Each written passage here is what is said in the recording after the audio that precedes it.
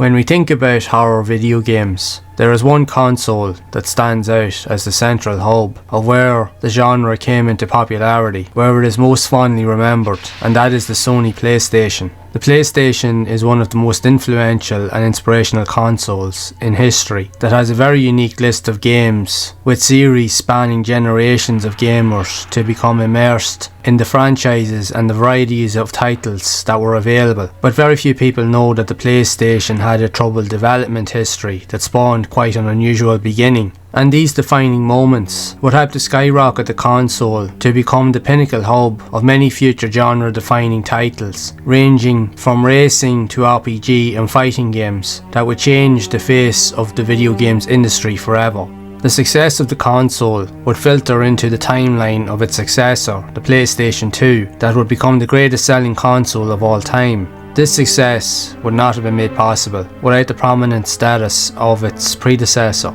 The PlayStation 2, looking back, is the best selling console of all time, but its iconic predecessor would help change the outlook and influence of the games industry forever. There were many experimental and important games released in the early months of the PlayStation console, with games like Wipeout, Ridge Racer, Tekken and Destruction Derby, among others, that would help to influence future games development and entice more third-party developers to produce and publish games on the console. The PlayStation would also become the first console to have a huge influence on the dance, pop culture, club scene of the time that would be reminiscent of its somewhat bizarre yet obscure advertisement campaigns. This concept would fit in with the experimental nature of the games being developed and produced on the system, and would play a massive role for the inspiration of upcoming titles that had yet to be released. But the PlayStation isn't just known for its futuristic premise that inspired future generations of consoles and gamers to follow suit, but it would also create and solidify one of the most groundbreaking and atmospheric genres in the games industry, known as survival horror.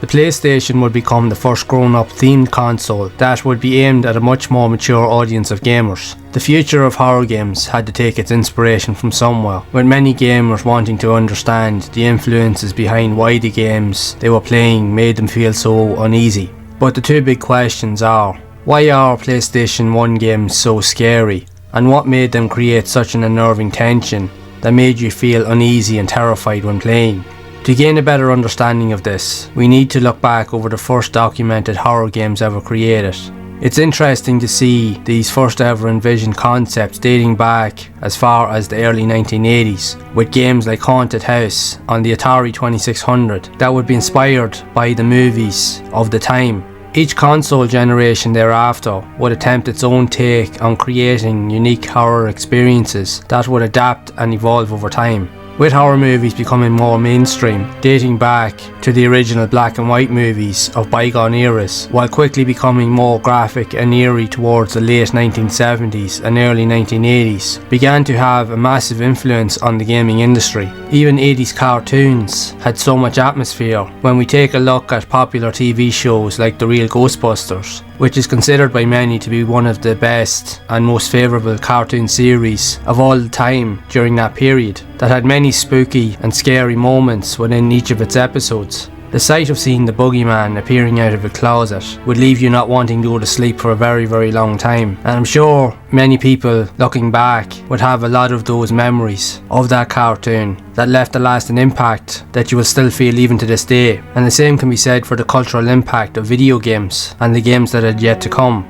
With scenes like that, it's easy to understand why these types of fear elements would become influential within the gaming industry, with many attempts to effectively replicate those ideals but with little success until the evolution of 3D gaming in the early 90s. Developers would quickly try to capitalise on the success of the ever-growing horror movie franchise, with movies such as Dawn of the Dead, Halloween and The Evil Dead, among many others, that would heavily inspire many video game iterations to be developed in tandem with upcoming movie releases. However, due to the technical limitations of the consoles and hardware of the time, it was difficult for developers to find a place for horror games to exist, as it had yet to find its place within the industry. It was difficult to create a real feeling of suspense and atmosphere due to the 2D visuals and limited colour palettes that were available at the time. But in 1989, that would change with the release of Capcom's Sweet Home, which would become the first game to invoke a sense of fear in players that presented an aura of suspense in the plot and environments, but still would not be enough to scare them to their core. This game, however, would become the template and inspiration for an iconic series that would later revolutionise horror video games into its own grounded genre. Many other consoles would also try to develop their own versions of horror-style games, with titles like Bram Stoker's Dracula and Master of Darkness released on Sega consoles such as the Master System, that would take a lot of inspiration from the likes of Castlevania, but would still be limited to the hardware and design patterns of the time. Moving forward into the early 90s, there would be one game that would help to inspire many of the iconic horror games on the PlayStation and beyond, with a game known as Alone in the Dark.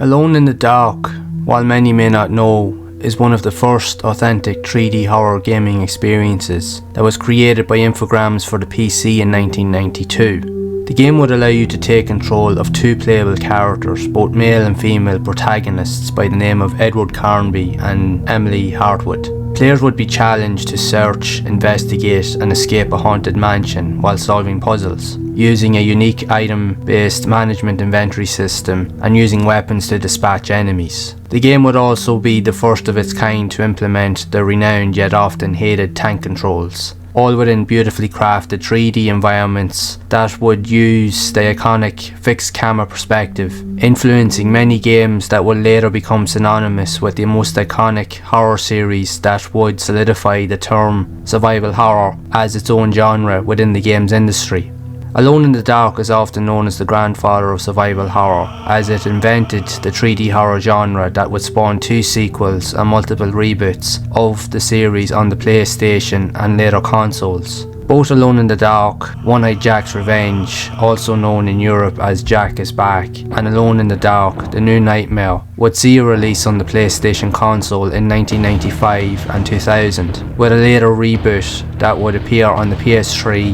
Xbox 360, Nintendo Wii and PC, also with a current remake of the first game being developed and reimagined from the ground up. Be warned, however, as the earlier Alone in the Dark games can be quite difficult and frustrating to play, needing multiple tries to overcome many of the game's trickier environments, enemies and set pieces. But if you want to see where the original elements of survival horror first started, then Alone in the Dark will provide plenty of hair-raising moments to satisfy your cravings. That would also provide as the main inspiration for what would become arguably the greatest survival horror gaming series of all time.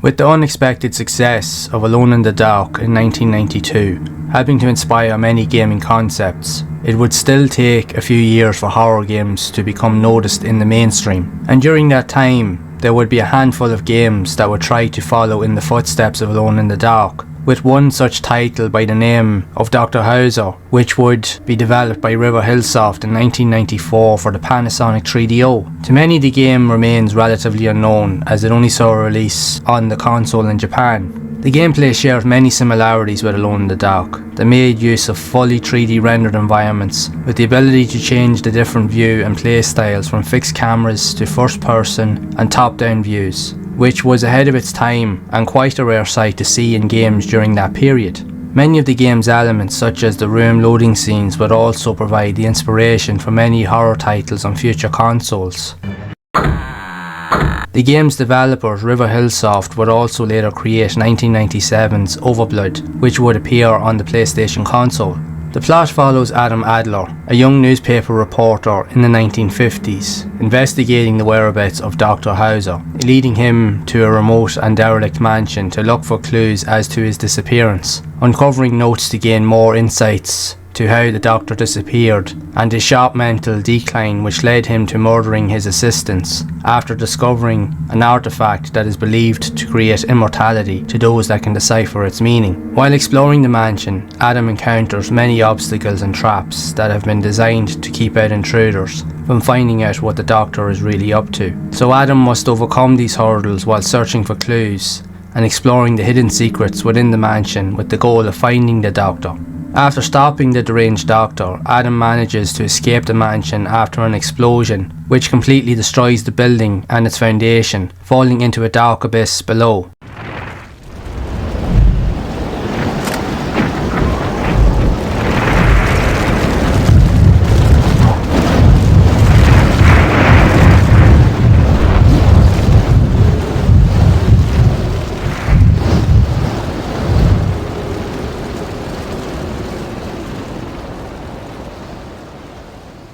Unlike many other survival horror titles, there would be no combat or enemies to encounter, instead opting for the use of solving puzzles and avoiding traps that will cause instant death.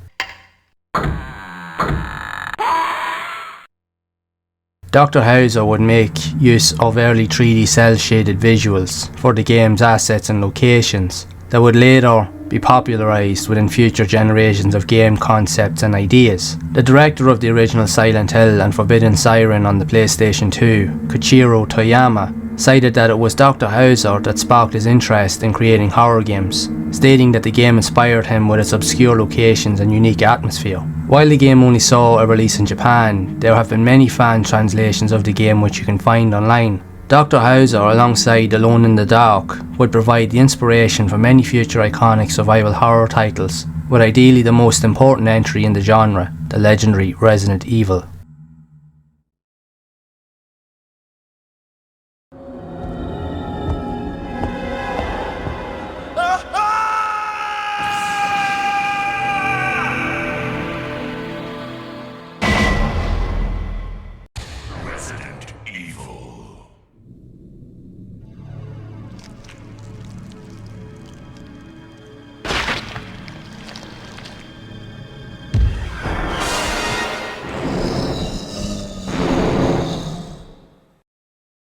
We all remember this, arguably one of the most defining moments in the history of survival horror that set the standard for everything that was yet to come. One of the most influential and important games of the PlayStation 1 era and in history, Resident Evil set the standard for what would become one of the most popular genres in video gaming history, known as survival horror. The original game in the series would be released for the PlayStation under the name Biohazard in Japan, but would be renamed as Resident Evil for the American and European regions in 1996, with development starting on the game way back in 1993 and 1994. That would go through many iterations, originally intended to be created as a first-person horror game, but due to the technical limitations of the PlayStation hardware, many of the ideas, concepts and iterations would have to be dropped in favour of the third-person perspective vision that would take direct inspiration from the Alone in the Dark series as the game's main concept on the console. The game saw members of an elite task force investigating a series of events with horrific and grotesque murders happening within the Raccoon City limits, leading to the members of STARS, the Raccoon Special Tactics and Rescue Squad, to locate the source of the disturbances, while also trying to track down missing members of the STARS Bravo team, which would lead on to the events of the iconic mansion setting, thus the beginning of the story.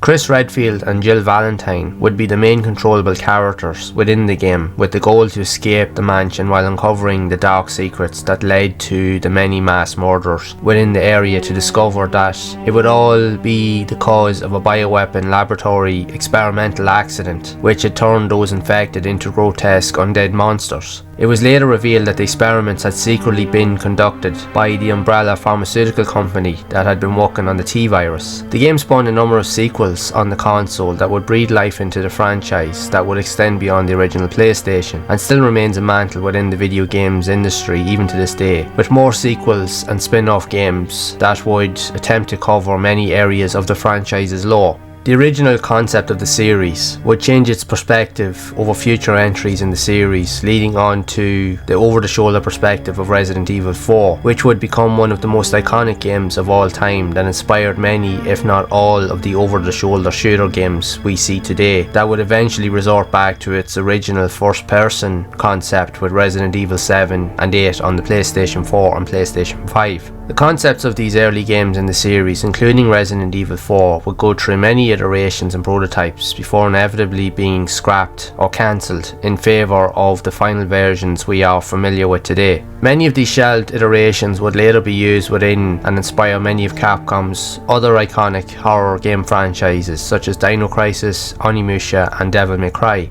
Probably the most notable, yet sought after and iconic prototype in the series would be the early Resident Evil 2 prototype that is now known as Resident Evil 1.5.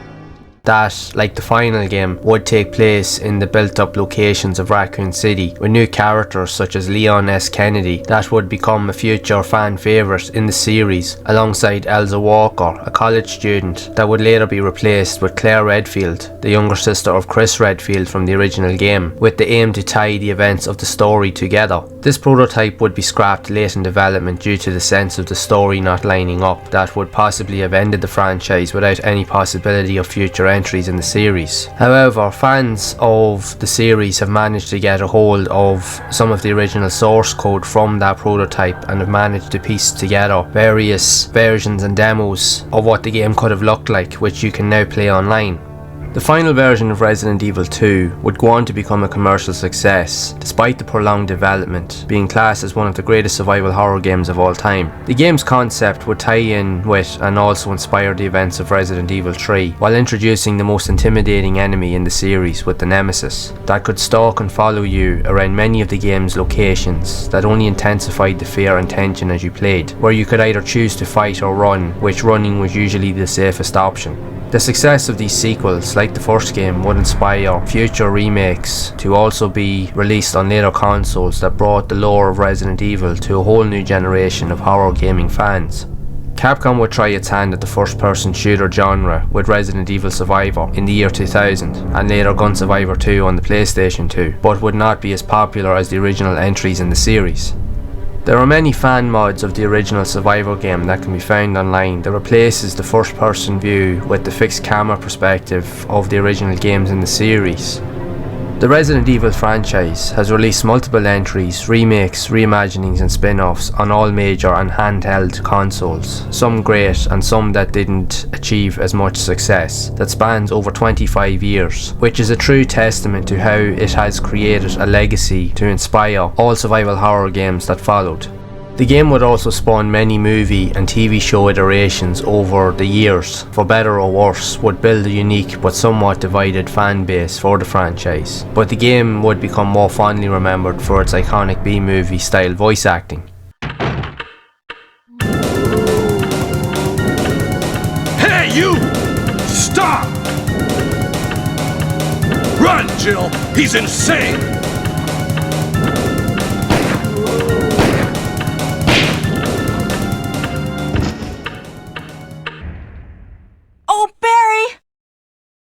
That was too close.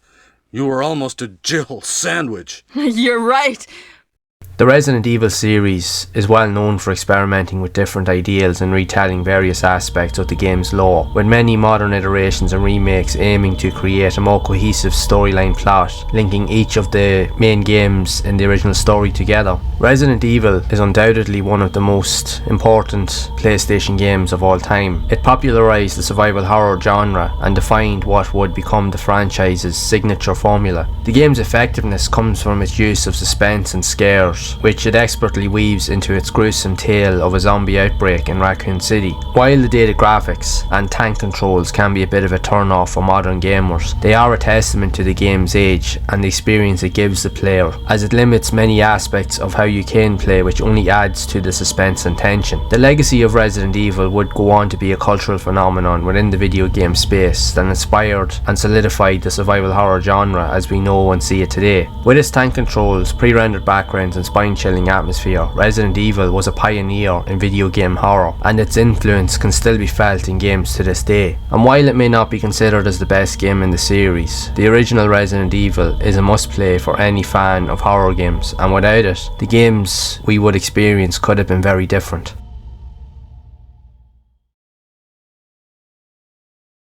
It wasn't just the success of the Resident Evil series that helped to propel the PlayStation into the powerhouse for games that would be aimed at a much more mature audience of players. There would also be a number of lesser known yet innovative titles that would try their hand at developing more unusual ways to scare gamers, that would also help to greatly influence the survival horror genre over the future generations to come. One of the many games to implement these ideas would be a title simply known as D that was released for the PlayStation in 1996, and instead of this being a traditional survival horror game, it would primarily base its idea on being an interactive movie and adventure game that would play out portions or sequences at various intervals based on specific choices you would have to make to progress through the story. The game itself originally saw a release on the Panasonic 3DO, with later ports being added to the Sega Saturn and Windows PC alongside of the PlayStation. The game follows the story of the main character, Laura Harris,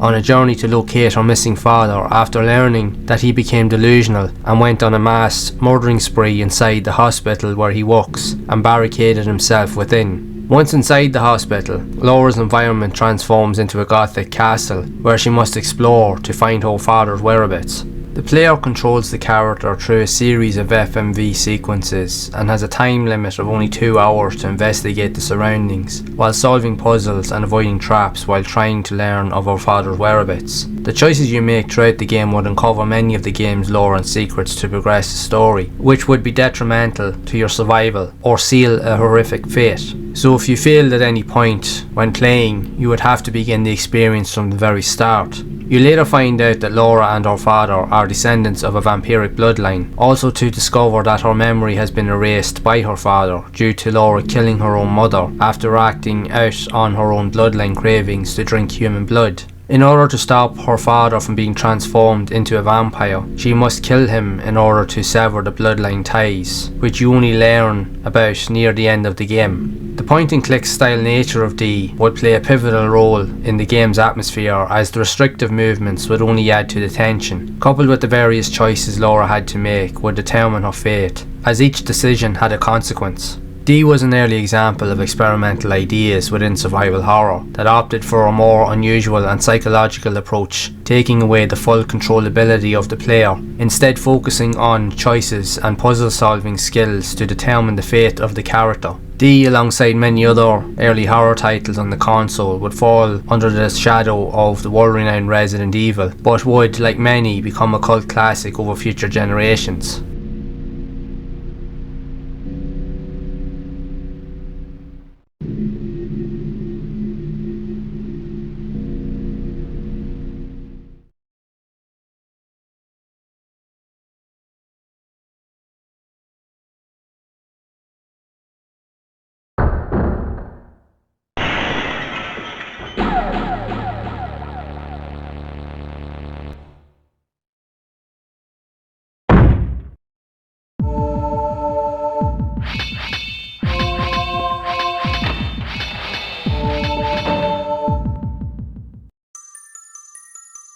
Clock Tower is a point-and-click survival horror adventure that was published by Human Entertainment and initially saw a release on the Super Famicom or Super Nintendo, which would be known as the first Fear. The game later got a port to the PlayStation for the Japanese audience only in 1995. The original games in the series followed the story of Jennifer Simpson, an orphan after she has been adopted, with the game's plot trying to avoid the evil clutches of the Scissorman, who stalks her relentlessly throughout an old castle in which she must escape. The series would receive a second release, simply under the name Clock Tower in 1996 in Europe, but would be named Clock Tower 2 in Japan. Games companies back in the early days of video games development had a very unusual way to brand games when releasing them in different regions. The game would see the return of the Scissorman, trying to relentlessly stalk and take the life of the protagonist of the first game, Jennifer Simpson.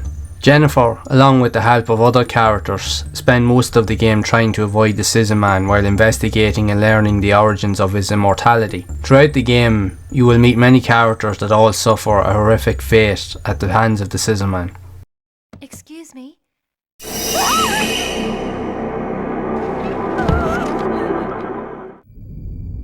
Like many of the popular and experimental horror games being developed during this time, Clock Tower would be developed utilising 3D visuals, while moving away from the 2D graphical style of the original title for the next generation of consoles during the time. The game would also make full use of those 3D visuals to present many scary moments, with lots of grotesque imagery that only heightened the suspense and terror of the player. The game's concept and artistic style would be inspired by the works of Italian film director Dario Argento, who helped produce many film projects, most notably 1985's Phenomena. As the PlayStation port was only available in Japan, it has since received an English translation, so fans can follow the story while fully understanding the game's lore.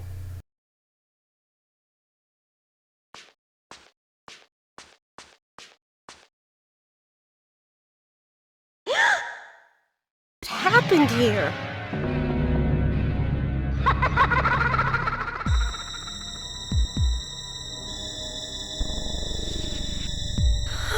A human torso!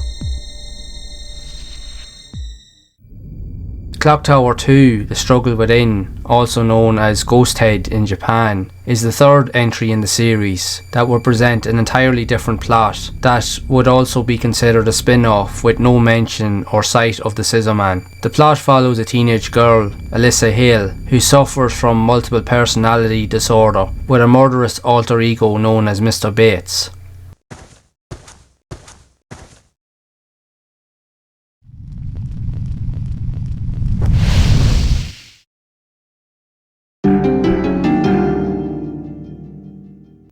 The final entry in the series, Clock Tower 3, would be a totally different game from its predecessors that saw a release on the PlayStation 2. It would move away from the traditional point-and-click gameplay style in favour of the more familiar gameplay mechanics seen in the early Resident Evil games. Co-developed by Capcom and Sunsoft, the point-and-click elements were all but removed in favour of creating a more atmospheric survival horror experience, using similar aspects to the Resident Evil series with fixed camera perspectives that would incorporate the hide-and-seek mechanics, forcing the player to use the environment to hide from threats. This gameplay style would also be used on the cult classic Haunting Ground, which would be released by Capcom on the PlayStation 2 a few years later.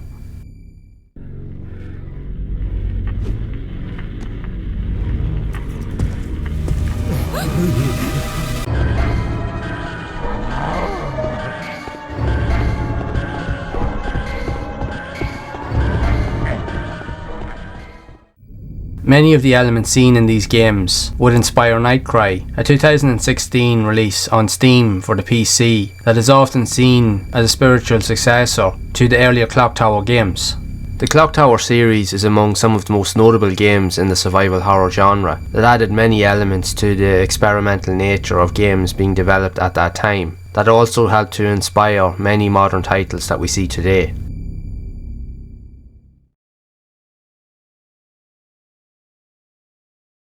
With the rise in popularity of survival horror, many companies, while not known for their interests in horror games, would also throw their hat into the ring to project their own unique ideas and vision to create some very unusual concepts that at first glance may not seem possible, but would also build on the status of previous entries in the genre to expand to the point of also becoming cult classics in their own right due to the ideas being brought forward, with one title by the name of Parasite Eve. A game that would utilise elements of survival horror and mix them with the gameplay mechanics of popular RPG games, which for many seemed like an unlikely possibility, but would see great success while also seeing many future sequels and similar style games from other independent companies being released. Being inspired by the success of Resident Evil and a book of the same name, Parasite Eve was created by Squaresoft, now known as Square Enix for the PlayStation, that follows the story of a New York City police officer by the name of Aya Bree, investigating the weird and disturbing occurrences where the city's inhabitants have been transformed into hideous creatures caused by the parasite known as mitochondria that has evolved inside its primary host known as Eve, who later infects more people and also turn into grotesque monsters throughout the story. With Squaresoft being renowned for primarily creating RPG games, took a risk and decided to incorporate a game that infused RPG elements with survival horror that would initially create its own subgenre known as J-horror. This concept would also piggyback off the rising popularity of Japanese horror movies at the time, which allowed the game to become a cult classic. While the game was an experimental concept at its time of development and release, it plays very differently when compared to other survival horror games of its time, which also helped to favour the unusual mix of turn-based RPG systems and horror elements that would only influence and increase its cult status. Parasite Eve wouldn't see a release in Europe, therefore only being made available to both Japanese and American audiences, which would only enhance its popularity and cult status, as the game for years had become a rare sight to many interested gamers who were desperate to play and experience the game's unique elements. The game incorporated many unique elements and took great inspiration from Resident Evil, with the use of pre-rendered backgrounds, fixed camera angles, perspectives and tank controls, while putting its own stamp on the genre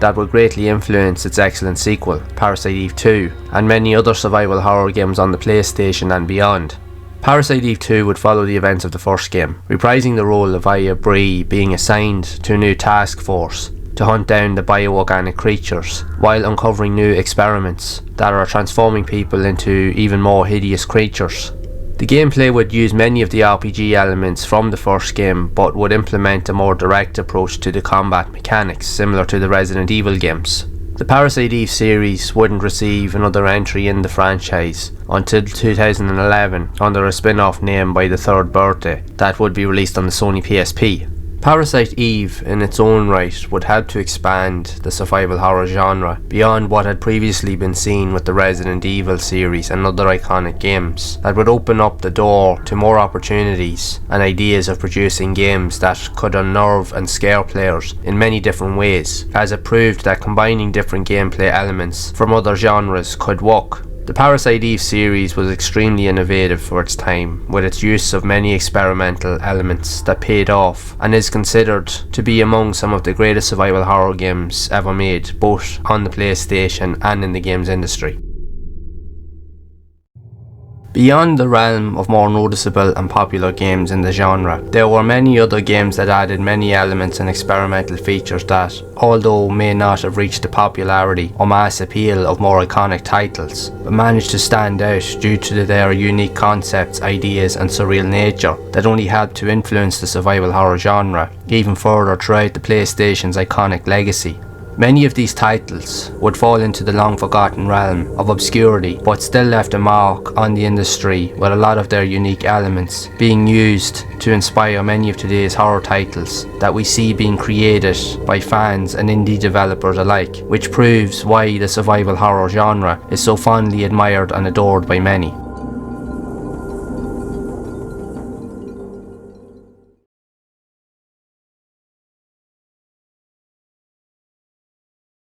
This next game would be one of the titles to take many influences from Resident Evil, while adding its own unique perspective, being set in the future. Overblood is a 3D sci-fi horror adventure game that was developed by River Hillsoft and published by Electronic Arts for the PlayStation in 1997. The game would be one of the first ever survival horror experiences to make use of fully 3D rendered environments that also gave players the ability to play the game from multiple camera perspectives, with fixed camera angles used in Resident Evil and Alone in the Dark, while also making use of third and first person perspectives to suit each player's style. The game would also incorporate many gameplay elements, from platforming to using a variety of weapon types from guns and fighting combat styles, while being able to interchange between playable characters at any time to work in tandem to complete many of the game's puzzles to progress the game's story plot.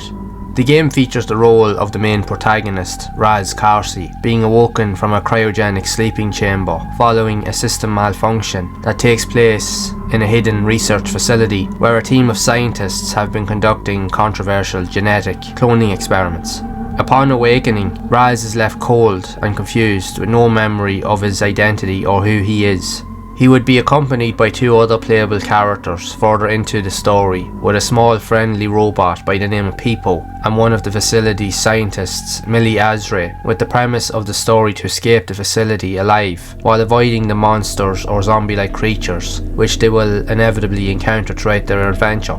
Peepo would eventually be destroyed while trying to save Raz from one of the zombie clone encounters, which ultimately leads to Raz and Millie desperately trying to escape while trying to discover and investigate the events that have taken place within the facility and to discover his identity. Raz would later find out that he himself is a clone of the head scientist conducting the experiments that, after the outbreak, also became infected with the same virus that has hideously transformed all of the other clones into zombie-like creatures that roam around the facility. The game itself received mixed reviews and isn't without its flaws, mainly with the janky tank-based controls and combat system, but one of the main elements fondly remembered was for its voice acting, and if you've played the first Resident Evil, you'll know why.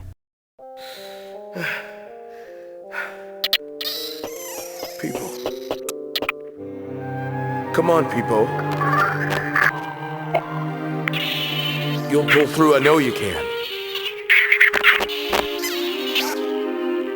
Shake it off, Peepo. Self-diagnose, you can make it. Don't leave me, Peepo. Peepo! The game was praised, however, for its unique setting, the atmosphere along with many features and experimental nature it presented to the player, but somewhat lacked in the scare department as there were not many enemy encounters in the game. Overblood received a sequel a few years later with Overblood 2 that would be a very different game, where it removed the survival horror elements from the original and instead replaced them with RPG and adventure elements, featuring a team of freedom fighters at war with corrupt world organisations with the aim of leaving Earth to live freely on another planet. The game would replace the full 3D environments and aesthetics in favour of 2D pre-rendered backgrounds to work with many of the open world style environments in the game, and with this style it presents a very similar look and feel to Final Fantasy VII, where it took most of its visual inspiration from. The Overblood series, while often overlooked, remains relatively unknown to many, but would provide many useful elements that would inspire the creation of future games in the survival horror genre.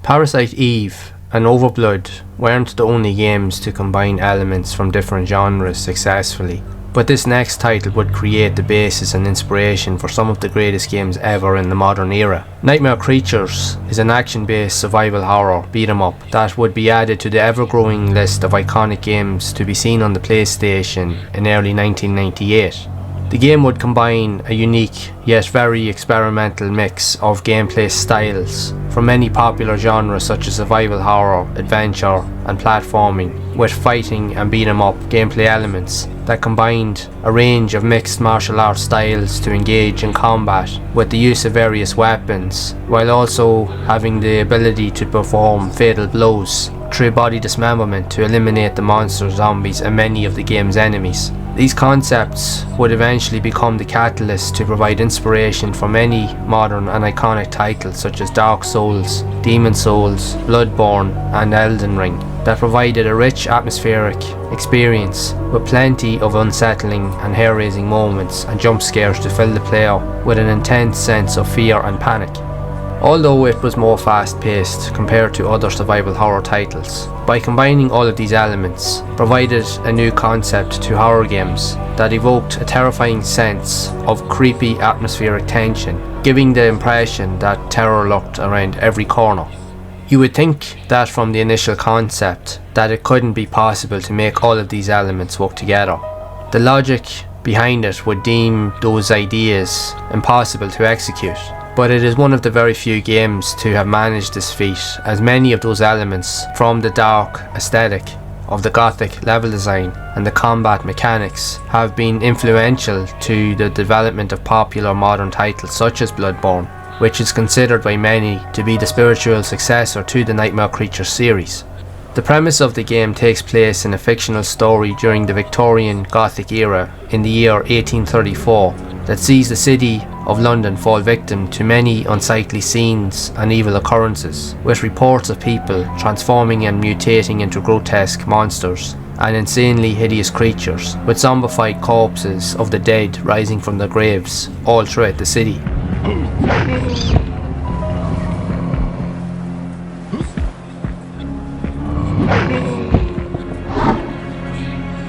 These horrific events were caused by various experiments drawn upon events dating back from the 16th century by a group known as the Brotherhood of Hecate, a devil-worshipping cult that were conducting sinister experiments to create superhuman beings with the intention of taking over the city of London and eventually to dominate the world. Instead of creating super beings, their experiments would create horrific and grotesque monstrosities, which they would then use as an army to conquer the world. Before the domination of the Brotherhood could take place, in an event to stop the impending disaster, a member of the cult organisation known as Samuel Pepys sets fire to the main headquarters, resulting in starting the Great Fire of London, destroying many of the experiments and monsters in the process. This would later lead on to the events of the game centuries later, with a book being dropped off at the home of one of the main characters, Ignatius Blackwood, a priest and occult expert, that discovers while researching the book that it is the lost diary of Samuel Pepys. With this newfound information, Ignatius sends the diary to an American professor, who then travels to London with his daughter Nadia, the second of the game's main characters, to learn more about this newfound information. Not long after their arrival, Nadia's father is murdered and the diary is stolen. Both Ignatius and Nadia later discover that the member of the Brotherhood of Hecate cult, Adam Crowley, has resumed in conducting vile rituals to continue the experiments after acquiring the lost diary to finish what the cult had originally started centuries ago. This leads Ignatius and Nadia to investigate the city streets, dark alleyways and abandoned buildings around London, defeating monsters and putting an end to Adam Crowley's reign of terror once and for all. The sequel, Nightmare Creatures 2, would continue the series' storyline plot some years into the future after the first game's events, where the rituals and experiments continued but took place throughout different environments such as Paris. A third game was in development but was later cancelled in 2004.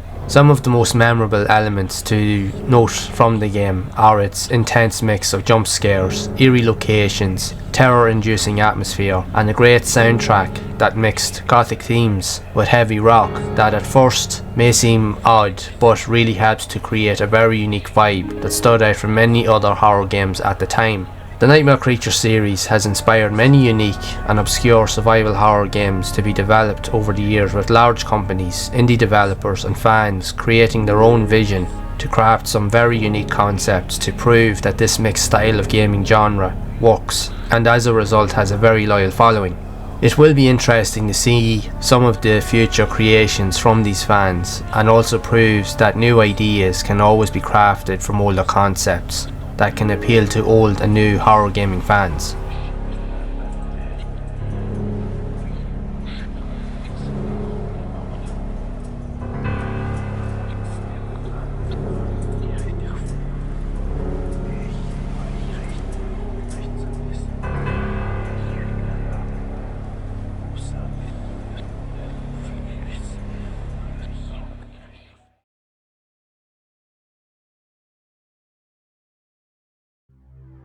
Dino Crisis would become a new entry within Capcom's survival horror lineup in 1999, where the game would take direct inspiration from its Resident Evil counterparts that would present new locations and environments, but would replace decaying zombies and other monstrosities with dinosaurs, which was a calculated risk that would achieve cult status and huge success within the video game industry. Aside from the Resident Evil influences, the games in the series would take huge inspiration from the legendary Jurassic Park movie franchise that would pit the game's characters on a quest to investigate a secret research facility on a known island to understand and learn about the disappearances of many of the laboratory scientists and researchers, only to discover that a failed experiment caused the island to be overrun with dinosaurs and other prehistoric animals.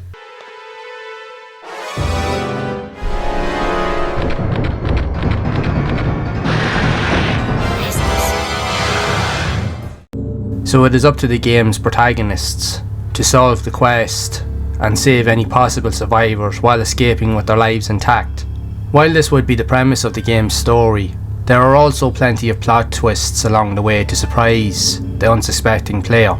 There are many differences in the gameplay elements and overall visual style regarding the original Dino Crisis, as it uses very similar aesthetics to the Resident Evil series with item management, weapons and fixed camera angles, but would use fully 3D rendered environments for the base of the gameplay, with the emphasis on making the experience more natural and lifelike. The dinosaur enemies themselves were more intelligent than mindless droning zombies that could anticipate your movements to prepare for an attack, but could also follow you into rooms that only intensified the panic-inducing moments. This kind of gameplay mechanic would be seen previously within the third entry of the Resident Evil series, with the Nemesis aggressively following you throughout rooms of the RPD station and other areas of the game, where you either had to run or dodge attacks or engage in battle to take him out of the equation for a while before the next encounter.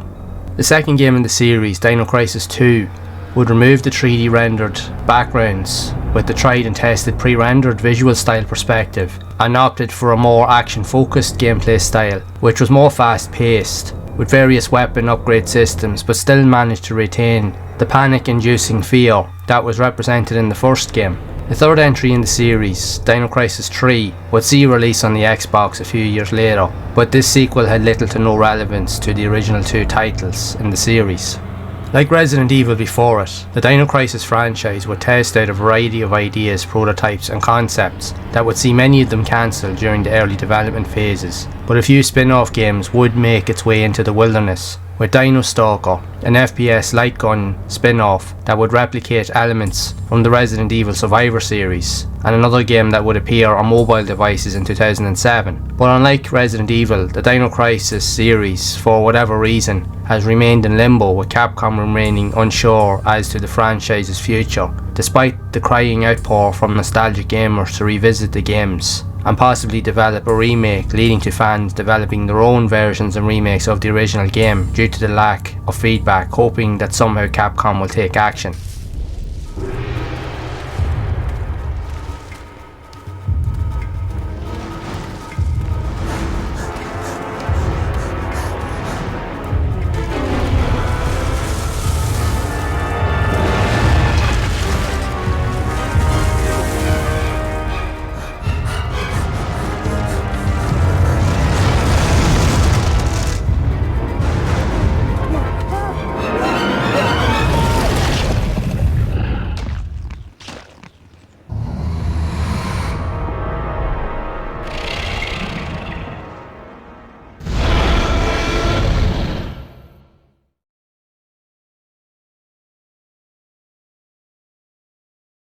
Galerians is a survival horror game developed by Polygon Magic for the PlayStation in 1999 that follows the story of a young boy named Rion who, while trying to learn about his identity while suffering from amnesia, discovers that he has psychic powers while finding out that he is humanity's last hope for survival against genetically enhanced humans known as the Galerians. The game's plot revolves around Rion escaping from a laboratory, trying to survive, while learning that an advanced self-replicating artificial intelligence system known as Dorothy has malfunctioned and broken free from its programming matrix, to come to the conclusion that humans are an inferior species and must be eliminated at all costs, and instead replace them with a superior enhanced race of humans. Taking much inspiration from the Resident Evil games, Galerians utilises many gameplay aesthetics and mechanics, such as the pre-rendered backgrounds and fixed camera perspectives, that had become synonymous with the genre up to that point, but replaced zombies and monsters with advanced beings that would adapt to your attack patterns.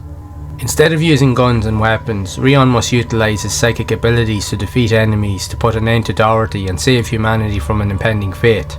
Rion must also save his friend Lilia, who has the virus code to destroy Dorothy deep within her mind, and she must work with Rion to trigger the virus to put an end to Dorothy's reign of terror. Rion will also encounter many characters, test subjects and minions on his journey that have been sent to stop him from achieving his goal. A sequel would follow up with Galerians Ash a few years later on the PlayStation 2, continuing the story with Rion trying to stop the last few advanced Galerian beings created by Dorothy to continue their quest to eliminate the human race. The gameplay would take a different approach in the sequel, removing the fixed camera angles in favour of a more traditional third-person perspective that would be more prominent in popular action-adventure games similar to Tomb Raider and Siphon Filter. Galerians, while having many similarities to popular iconic games within the genre, it is often overlooked, which shouldn't be the case, as the game presents many unique elements that have helped to popularise the survival horror genre on the PlayStation.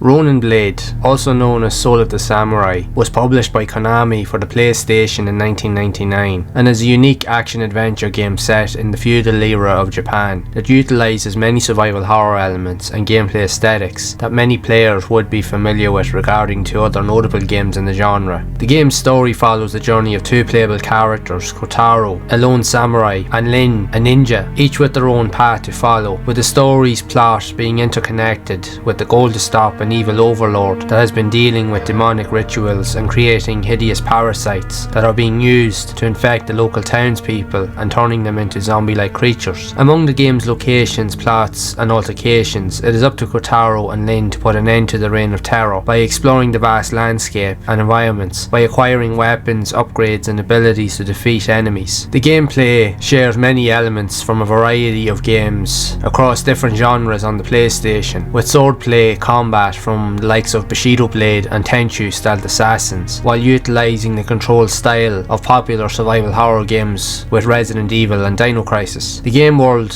and environments would consist of 2D pre-rendered backgrounds, while making use of the popular fixed camera perspective, taking much inspiration from other horror games in the genre. During its development, Ronin Blade would go through many redesigns and iterations during its original development, before being met with a mixed reception during its final release. It is also one of the few titles to find a balance between the gameplay elements and combat style used within games using pre-rendered visuals, as this had been a difficult feat to achieve for many previous games found on the PlayStation.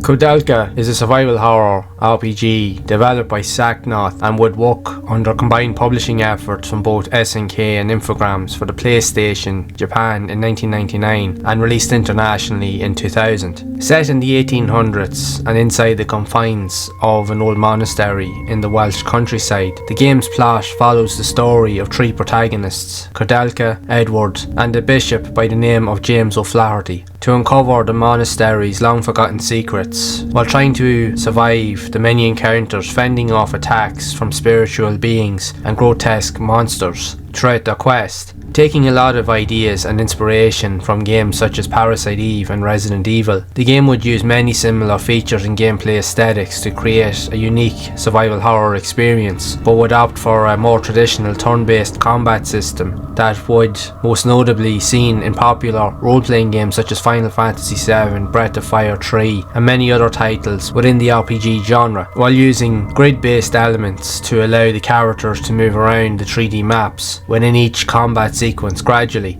The game's environments would implement 2D pre-rendered backgrounds with fixed camera perspectives while incorporating a beautiful Gothic visual style and design with unique voice acting, dialogue and storytelling, which was a unique concept that failed to deliver in many earlier survival horror games in the genre. The acting and dialogue is one of the standout features of this game, as it was released at a time when storytelling was beginning to become a major focus within games that had often been overlooked within previous games and titles on the PlayStation and other consoles. How unusual that you two have decided to come to our rural district. There's really nothing interesting here. The game would also mix puzzle solving elements along with the exploration and turn-based combat elements to create a unique experience that provided an eerie atmosphere and tension for the player, with the entire story of the game being spread out over 4 discs, a feat rarely seen on PlayStation games. While receiving favourable reviews in Japan, the game once released worldwide would receive mixed criticism, but was considered good enough to set the foundation for its spiritual successor, the very popular and iconic Shadow Hearts series that found a home on future consoles such as the PlayStation 2. At the time of Koudelka's release, J-horror was still a new concept for Western and European gaming audiences that didn't fully understand the game's concepts, wanting to focus on more action-orientated titles, which caused the game to be overlooked by many. But for those that understood RPG games would see the unique elements that Koudelka had to offer, which is why it has become a cult classic in recent times, with new fans and older gamers finally appreciating the title's overlooked obscurities that was ahead of its time.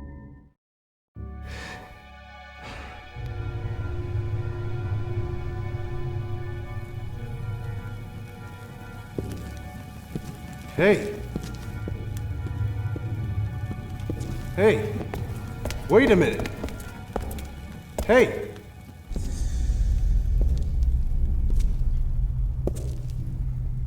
Edward! You should have just died before. I wanted you to lay down and die.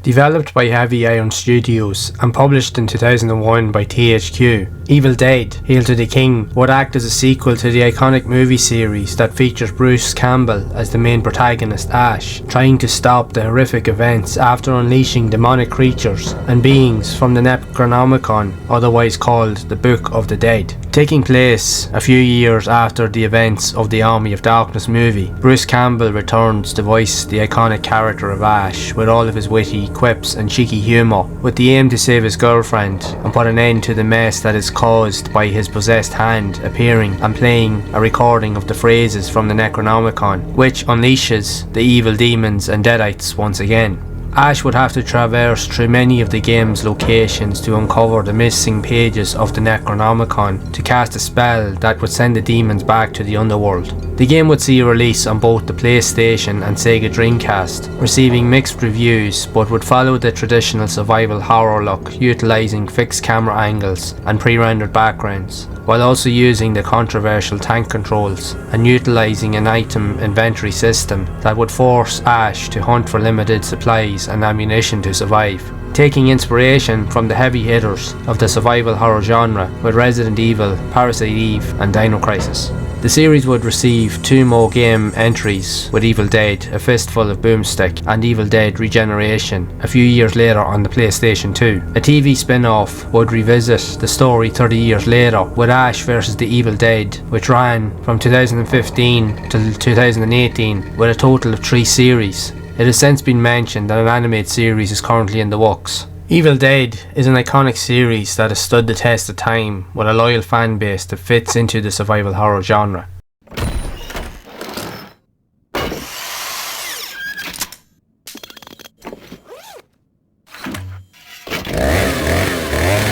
Groovy.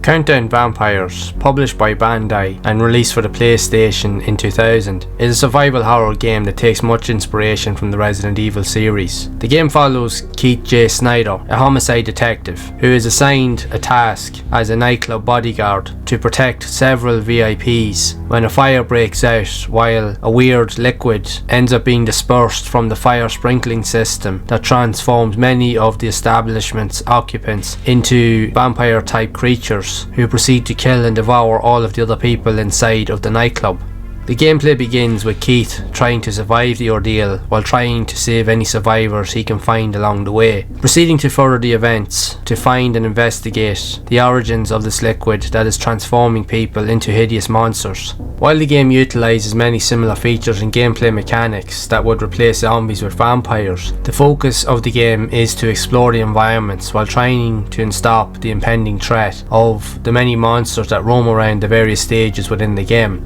Many of the game's enemies can be killed using standard weapons, but the player is also given a choice to stun and sedate the human vampire creatures while using a special chemical that transforms them back into their original human form. The game would receive rather unfavourable reviews, stating that the gameplay was broken with many limiting flaws from the poor quality AI, fiddly controls and misspelt text dialogue that made it difficult to understand when trying to solve many of the game's puzzles, and what is considered by many to be among some of the worst voice acting witnessed in a video game that makes the original Resident Evil's acting sound like a masterpiece. Well, this is an incredible horror show, eh? There are a lot of gamers out there that truly hate the game due to many of its fundamental flaws, yet at the same time has also achieved somewhat of a cult status because of its experimental and very obscure nature. While the game has many inherent flaws, it is still playable and provides a very different experience that coincides with many of the experimental survival horror games seen on the PlayStation, with physical copies of the game demanding high prices if you choose to look for it online.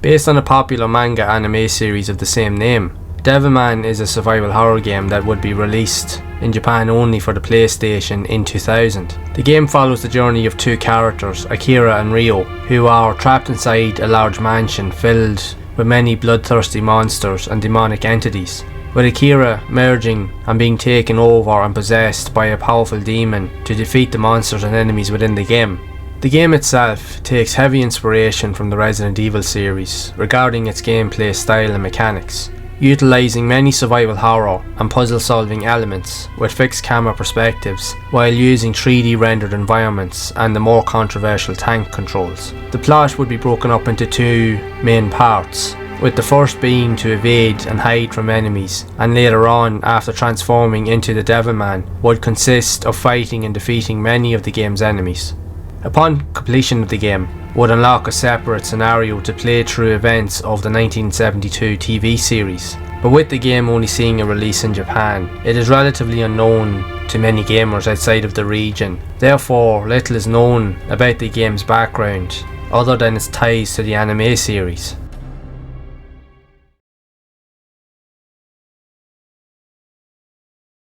Released in 2000, Fear Effect would take a different approach to the tried and tested methods of horror games similar to Resident Evil that would follow the story of three mercenary characters on a mission to kidnap the daughter of a powerful Hong Kong triad boss and hold her to ransom. What should be a simple snatch and grab quickly turns into a fiasco, forcing the characters to fight for survival while uncovering many dark secrets of the underworld to realise that many demons and zombie-like creatures are roaming the earth, which they must put a stop to. While venturing on their journey, each character will meet an undecided fate, where choices will have to be made at different intervals to determine who lives or dies, resulting in many of the game's possible endings. Unlike many other horror games on the PlayStation, Fear Effect would remove the standard blocky, polygonal characters with an almost comic book visual style using cel-shaded graphics. The backgrounds and environments of the game, while using fixed camera perspectives, would instead remove the 2D pre-rendered backgrounds in favour of being composed of streaming or looping full motion video, which gave a sense of realism to the levels and surroundings that the characters occupied, which made the world around the player feel like it was alive.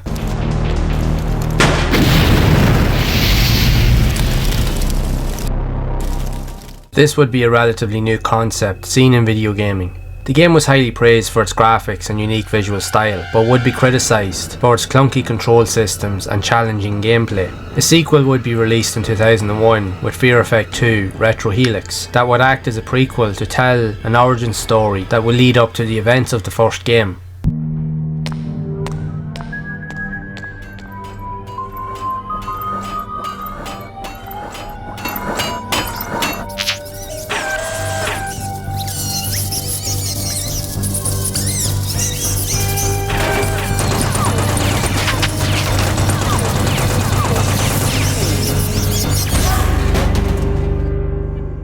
The Fear Effect franchise would eventually fall into obscurity until the release of Fear Effect Sedna in 2018, which reprises the roles of the original series characters, played from an isometric gameplay perspective instead of the fixed camera elements of the original games. A remake of the first game, known as Fear Effect Reinvented, would be announced in 2017, with Square Enix filing for the trademark to produce more games in the series, but very little information has been made available since its original announcement.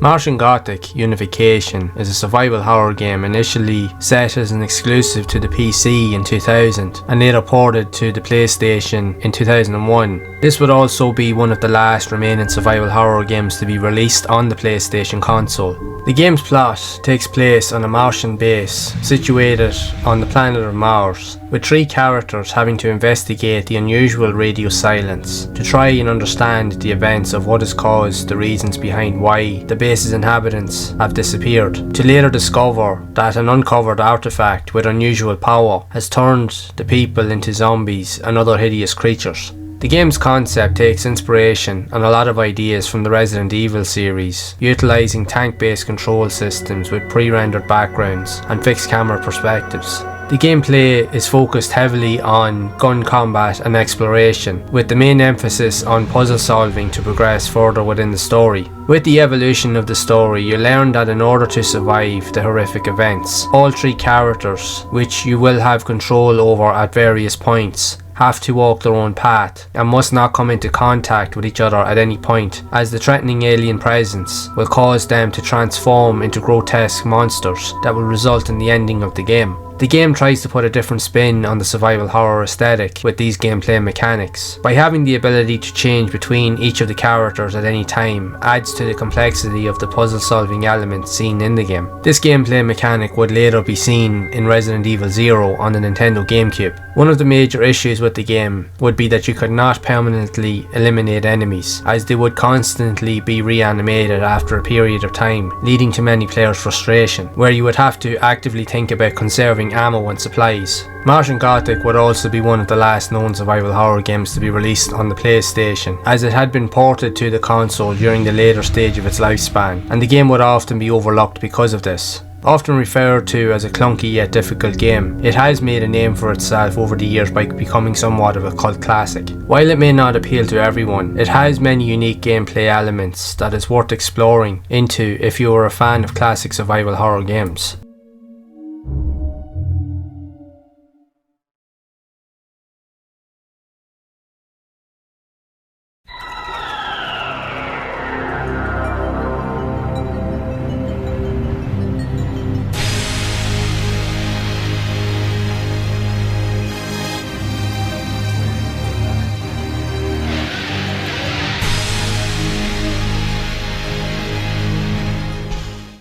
While the PlayStation would become home to a very obscure mix of groundbreaking and lesser known titles within the horror genre, it wasn't the only category that would experiment with these survival horror elements. The first person shooter or FPS genre would also throw its hat into the ring incorporating survival horror elements into many of its games, with PC ports of the iconic Doom and Final Doom, which were among the first FPS games to induce a real sense of fear and suspense among players, taking on the role of the only human survivor to eliminate the demon hellspawn that have invaded Earth. When Doom first released on PC in 1993, it pushed the boundaries of what was capable with video games and technology at that time by allowing players to immerse themselves and engage in fully 3D rendered environments. Doom was also one of the first true games to present a real sense of horror and fear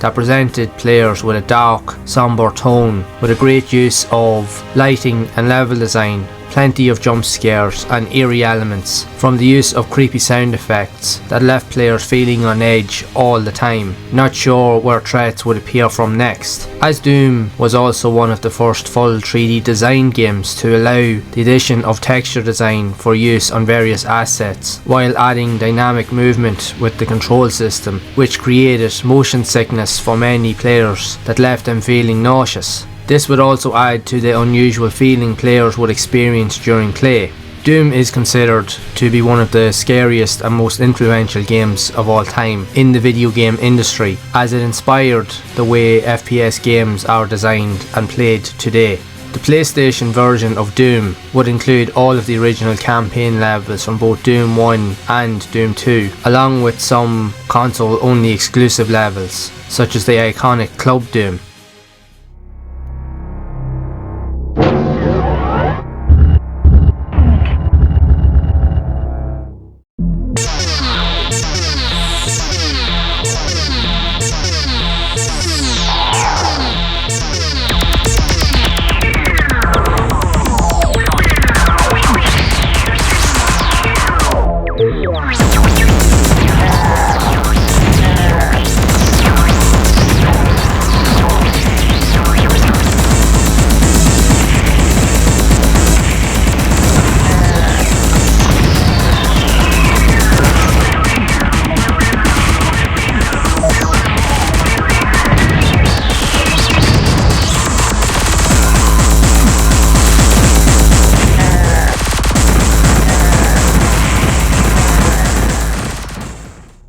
A follow-up sequel with Final Doom would add more levels and unique elements that would expand the player's experience with the Doom series. There have been many fan mods that have been developed over the years on the PC with the use of the original game engine used to create the game, that has allowed fans to create their own vision of the ultimate Doom experience. Doom was also one of the first games alongside Alone in the Dark to output a true sense of fear within the gaming environment, with dark tones and lighting along with an eerie audio soundtrack that presented an unusual mix of unnerving atmosphere and tension that had never been witnessed before. And it is due to these elements that has allowed Doom to be placed as one of the greatest games of all time in the video game industry.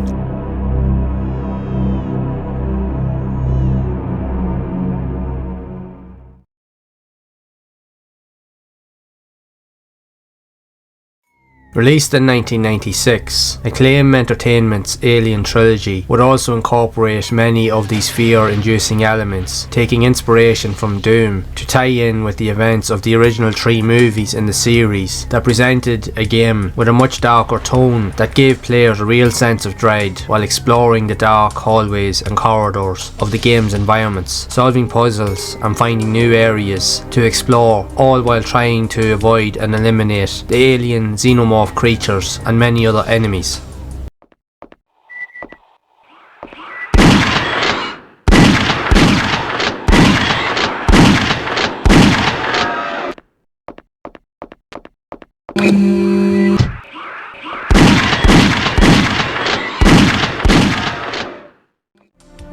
Alien Trilogy expanded on the many elements seen in Doom while also heightening the suspense and terror, never knowing where alien monsters would appear from, as the dark lighting in each of the levels would restrict the player's field of view, looking into the darkness, leaving players terrified to venture further into the various environments.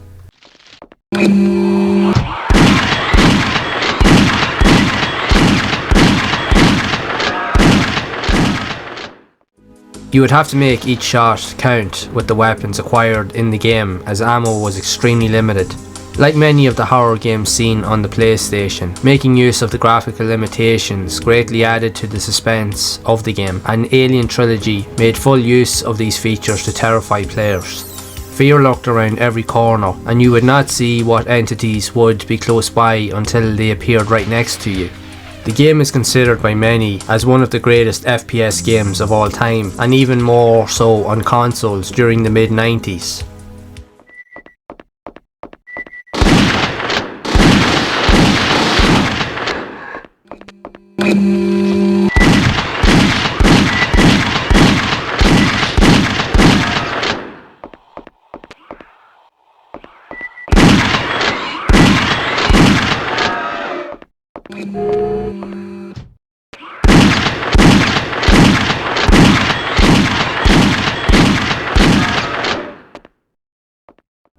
As it stands, Alien Trilogy is also considered as one of the best movie tie-in games ever created, leading to its success and prominent cult status that helped to inspire many future FPS games in the genre. Stay frosty, people.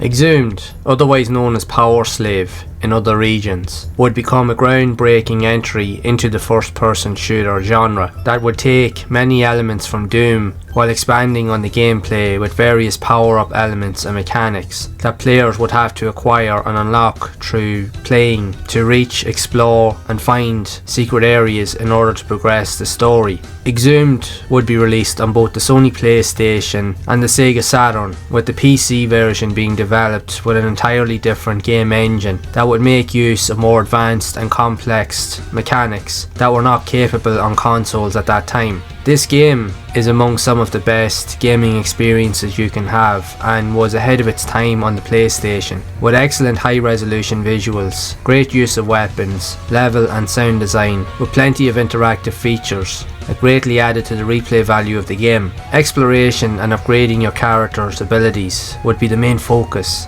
as many of the environments within Exhumed would require revisiting only after the player has acquired specific artifacts that would allow for further exploration to new levels and hidden areas to progress the game's plot. Like Doom before it, you play the role of a lone soldier that is tasked with saving the world from being overrun by aliens and other demonic creatures, which you will encounter throughout many of the game's dark and eerie levels and environments, with the help of the spirit of an ancient Egyptian god to stop the monster siphoning the power from his mummified corpse, which they intend to use to control and destroy the world. This would be among the first games to use such elements that would provide many unique features that had not been seen in FPS games at the time. Still, for its release in 1996, Exhumed was considered one of the better looking and visually impressive games on the PlayStation that also helped pave the way for future FPS games to take inspiration from. Exhumed, despite having many groundbreaking elements, would often be overlooked, but would help to set a new standard for games development on gaming platforms during the mid-90s, which has since received a revival with a modern remake combining elements from both the PlayStation and Sega Saturn console versions to create a unique experience to appeal to a new generation of gamers.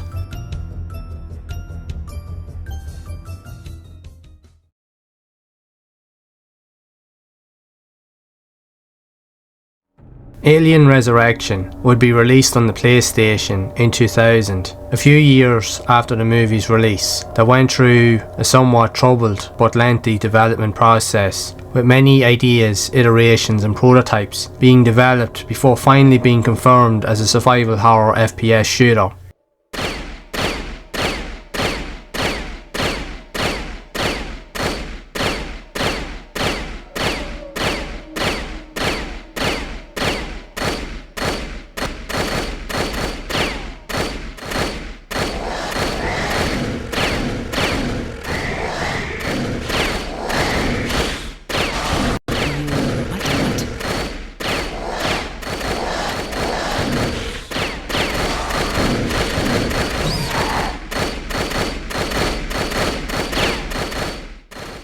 Alien Resurrection would be one of the first few FPS games on the system to make use of fully 3D rendered environments that would take much inspiration from the incredible Quake 2 port that would be seen on the PC that would later be released on the PlayStation.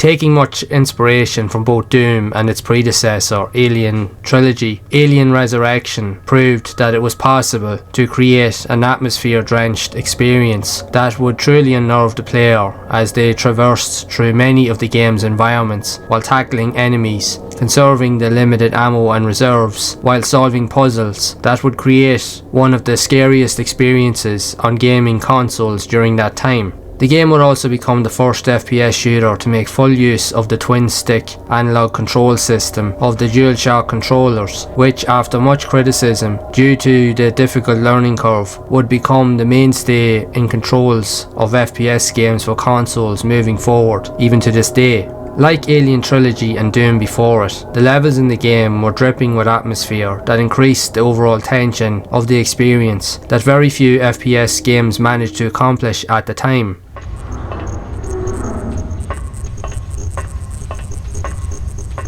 Despite the troubled development, Alien Resurrection played a pivotal role in the future of FPS games and survival horror games, as it helped to push the boundaries for what was possible with games and storytelling at the time, as it managed to utilise the limits of the PlayStation to its fullest potential to produce one of the scariest and most groundbreaking entries for its time within the games industry. There were many other FPS shooters on the system that would take inspiration from Doom, Exhumed and the Alien series, while making use of many of the fear-inducing elements that can be seen in games such as Hybrid,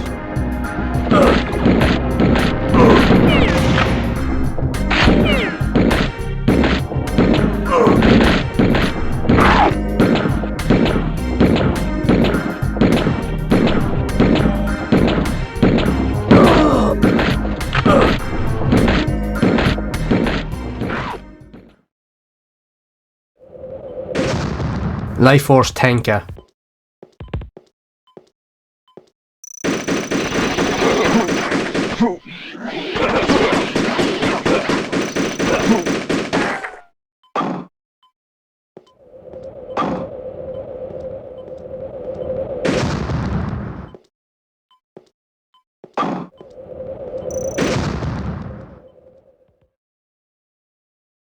Spacehulk, Vengeance of the Blood Angels,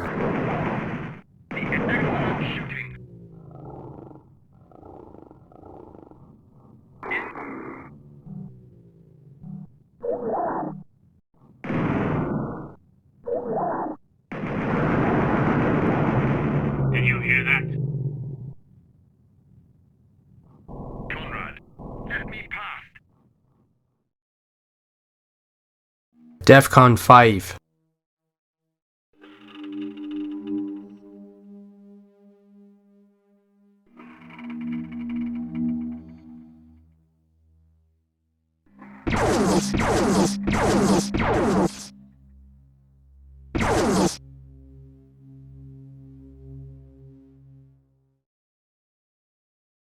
Hexen,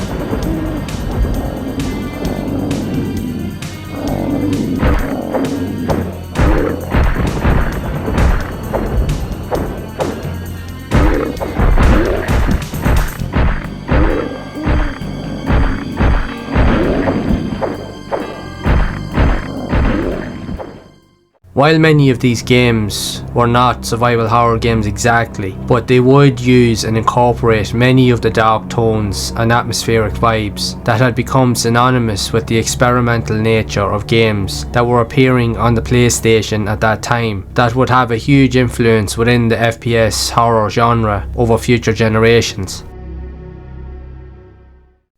First-person horror was still a relatively new concept to video gaming around the time of the PlayStation, but due to various hardware and graphical limitations, many developers struggled with making these ideas a reality. When you look at the plethora of indie first-person horror titles that literally saturate the front pages of Steam and modern gaming sites, you can clearly see the influence of this gameplay style and why so many developers have tried to create their own concepts of what they would consider to be the definitive horror experience. When looking back over the many horror games that populated the PlayStation lineup, there were a handful of titles that managed to create and master the fear-inducing elements of the first-person perspective that were often overlooked by many gamers of the time, as although the games were very atmospheric and unnerving, but the clunky and sluggish controls are usually what would hamper the experience for many players. These games would also be considered to be among the scariest and most atmospheric games to be released on the system. One of the most notable games in this category would be Hellnight, otherwise known as Dark Messiah in Japan.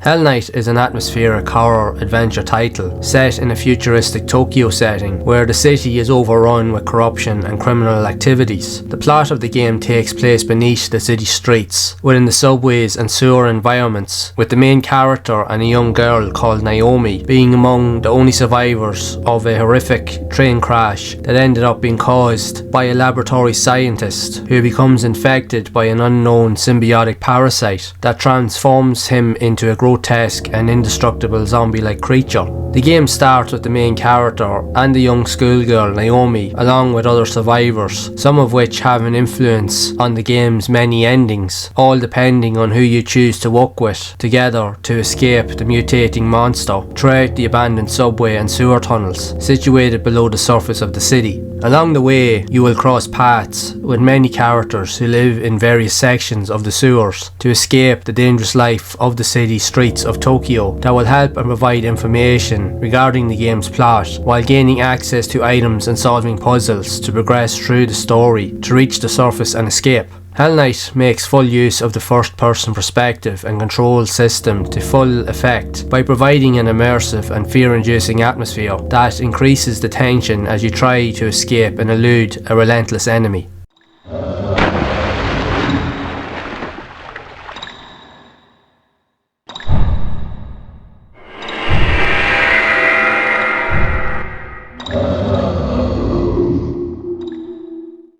Upon entering rooms away from the main sewer tunnels, we'll change the perspective to use pre-rendered backgrounds while utilising point-and-click mechanics to interact with items and puzzles within the environment. The game would receive mixed reviews, as gamers were unfamiliar with the first-person horror concept and had yet to acquire a warm or interested audience, as gamers wanted more action-focused games at the time, which resulted in the game falling into a void of obscurity within the PlayStation's history and lineup of experimental games. Hellnight, like many other games of its time, would simply be overlooked, as first-person horror games were not considered to be as popular as the traditional style of survival horror games seen at the time. But when compared to modern games seen today, the majority of modern indie horror titles all now use this perspective due to the popularity of games like Amnesia, Outlast, and big hitters such as Resident Evil 7, Biohazard, that helped to make this style of gaming more popular to wider audiences.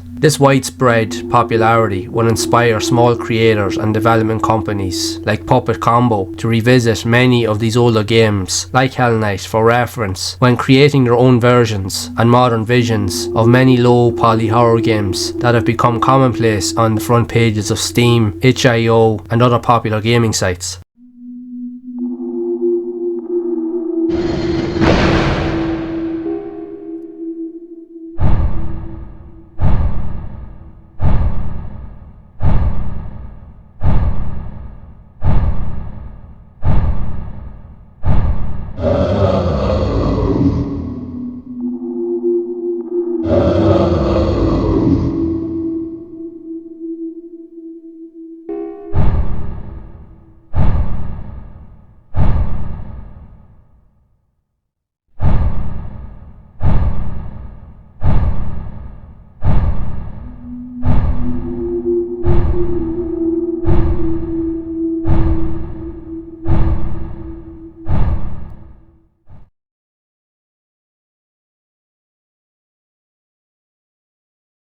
Iru is a first-person survival horror game that takes much inspiration from both the Clock Tower and Echonight series of games, where players must use elements of the environment to hide and avoid impending dangers. The game was a Japan-only exclusive, published in 1998, that follows the events surrounding a group of high school students finding themselves locked overnight inside the school to find out that the hallways are haunted by monsters roaming around and killing members of the group. The player's goal is to run, hide and solve puzzles and provide assistance to other people you meet while uncovering the truth and origins of the monsters and why they are murdering everyone inside of the school.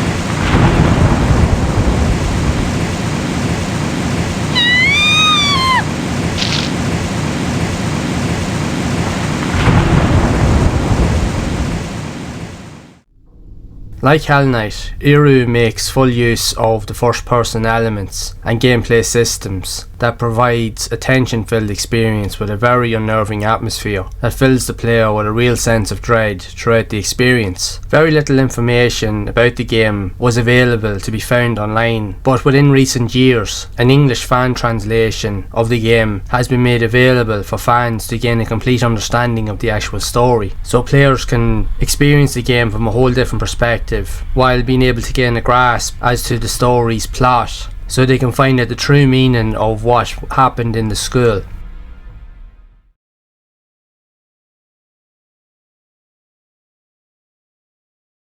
Reikoku, to many, is a very rare first-person adventure game released for the PlayStation only in Japan in the year 2000. This game would take much inspiration from other titles within the genre, with the likes of Iru and Hellnight, but would fall under the radar of obscurity, with not many players knowing of its existence. The game's plot follows the role of a paranormal investigator who sets out to investigate various paranormal events and phenomena within an old abandoned mansion that is said to be haunted. Many of the local townspeople have stated that the mansion is haunted, where there have been recorded sightings of evil spirits, phantoms and events of poltergeist related activity. The player must investigate the mansion and these events to discover the origins and truth behind these unusual occurrences. The game would mix a first-person play style that utilises psychological elements to unnerve the player throughout the experience, with objects in the environment being manipulated beyond the player's control to develop a high level of tense moments, with doors opening and closing in the distance with many sudden noises and quick scare scenarios. Like many of these other rare titles that were released only in Japan, there is very little information known about the game that would see it fall into the realms of obscurity, like many other titles hidden away in the depths of the PlayStation's library. 目の前に見えるトンネル、あれが犬なりトンネルだ。君にはわかるかな、あのぽっかりと開いた暗闇に息づく終わりのない悲しみ、そして恐怖が。君が私の研究所を訪れたのには訳がある。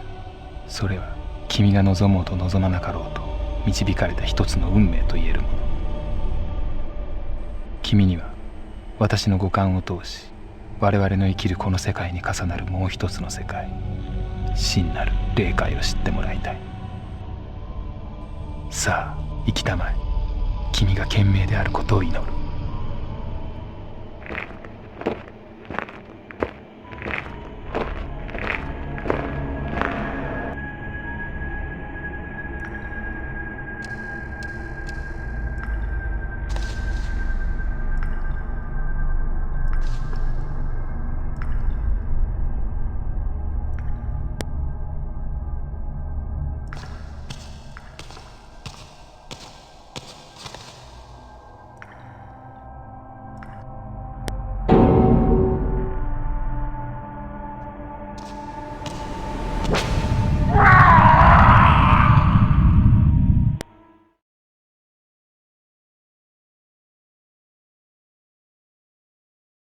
Released in 1997 for the PlayStation, with the game being developed and published by Team Bughouse alongside Sunsoft, The Note follows the role of a freelance occult journalist by the name of Akira on a journey to investigate the disappearance of a young woman and her high school friends, with the only piece of information to their whereabouts being an old photograph taken outside of an old abandoned rundown mansion. As you might have noticed, the old rundown mansion concept became a common theme for survival horror games during the PlayStation era that still continues to this day with the popularity of many modern indie survival horror titles. Returning to the events of the game, with Akira and the help of his partner, Angela, manages to find the location of the old mansion somewhere in Europe. The player's goal is to explore the mansion's rooms and hallways and investigate the teenagers' whereabouts, while uncovering their surroundings, hidden secrets and lore, while avoiding nightmarish creatures to survive. The game would play very similar to titles very like Hellnight and Iru, utilising a first-person perspective to explore fully 3D rendered environments while solving puzzles and interacting with objects like opening window curtains and lighting fires to illuminate the player's surroundings, creating a high level of tension as players' visibility is severely limited until they can light up each area to see what threats are lurking close by. The game would also fall into the long forgotten realms of obscurity due to poor reviews focusing on the sluggish controls and slow gameplay aspects. With the game becoming very rare and hard to find, you can expect to pay high prices to acquire a physical copy to add to your collection if you're looking for it online. The Note is just another tragic tale of long forgotten survival horror first-person games that have mainly been overlooked over past generations of games. But even regardless of the obscurity and the nature behind the game, it has also led to the inspiration and revival of modern classics that you can now see on modern devices that have brought the first-person survival horror genre to a whole new audience of players.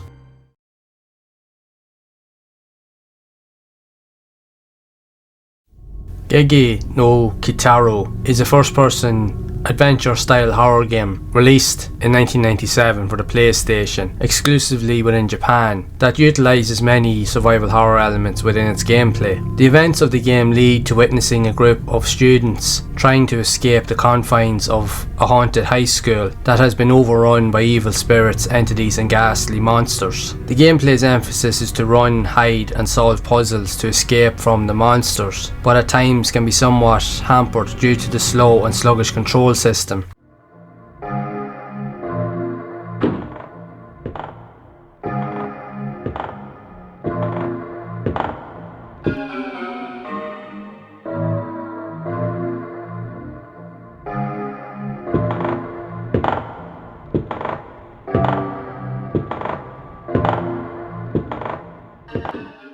A lot of the elements seen in this game would take a lot of inspiration primarily from Iru, that also uses very similar gameplay aspects and control systems to guide your characters throughout the various locations within the high school seen in that game. Like many of the first-person horror titles seen on the PlayStation at the time, the game would also suffer from the clunky and unresponsive controls, with the lack of any real story that leaves players struggling to figure out what to do and how to avoid enemies to progress through the game's story. Coupled with that, there is also very little information that can be found about this game online, so trying to figure out what to do and to explain the events of the story of the game can be difficult for those reasons, which, like many games before it, sees it fallen into the forgotten realm of obscurity, where very few people even know that this game actually exists.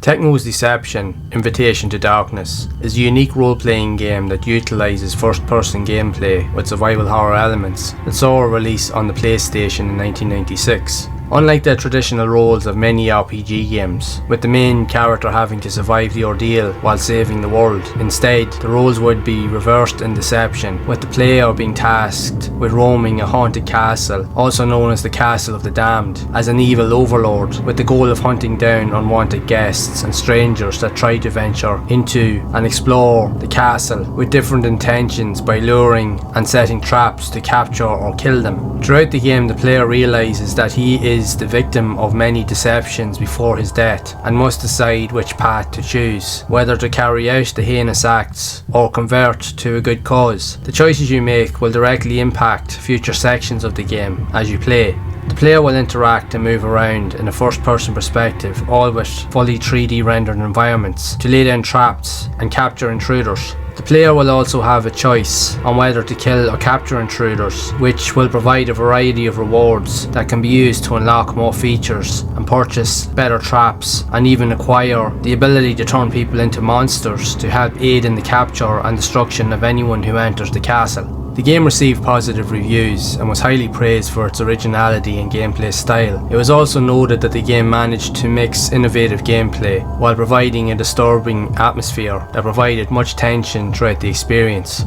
The game would receive multiple entries in the series, 2 of which would also appear on the PlayStation in 1999 and 2000, with Gege Deception 2 and Deception 3 Dark Delusion. A later sequel with Deception 4 Blood Ties and its add-on The Nightmare Princess would appear on the PlayStation 3 in 2014 and 2015. A spin-off of the series by the name of Trapped would also see a release on the PlayStation 2 back in 2005.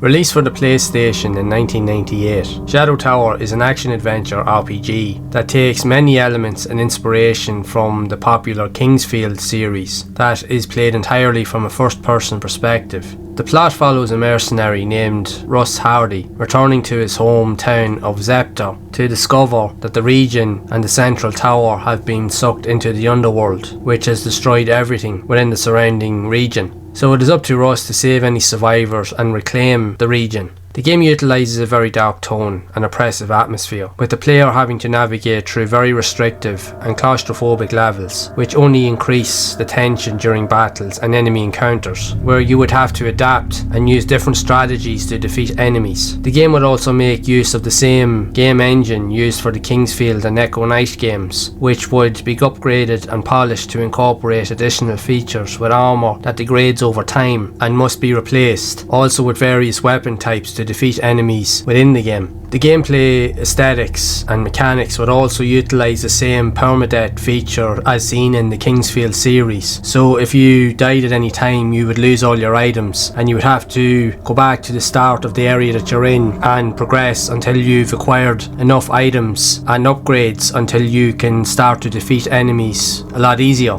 Shadow Tower would receive mixed reviews that would rate it mainly based on the slow and sluggish control system. The game itself would only see a release in Japan and North America and wouldn't be made available in other regions until being added to the PlayStation Classics lineup on the PlayStation Store on the PS3 a few years later. The game would also receive a sequel on the PlayStation 2 with Shadow Tower Abyss a few years later that utilises many of the same features as seen in the prequel, but would take advantage of the power of the PlayStation 2 visual capabilities to extend the gameplay.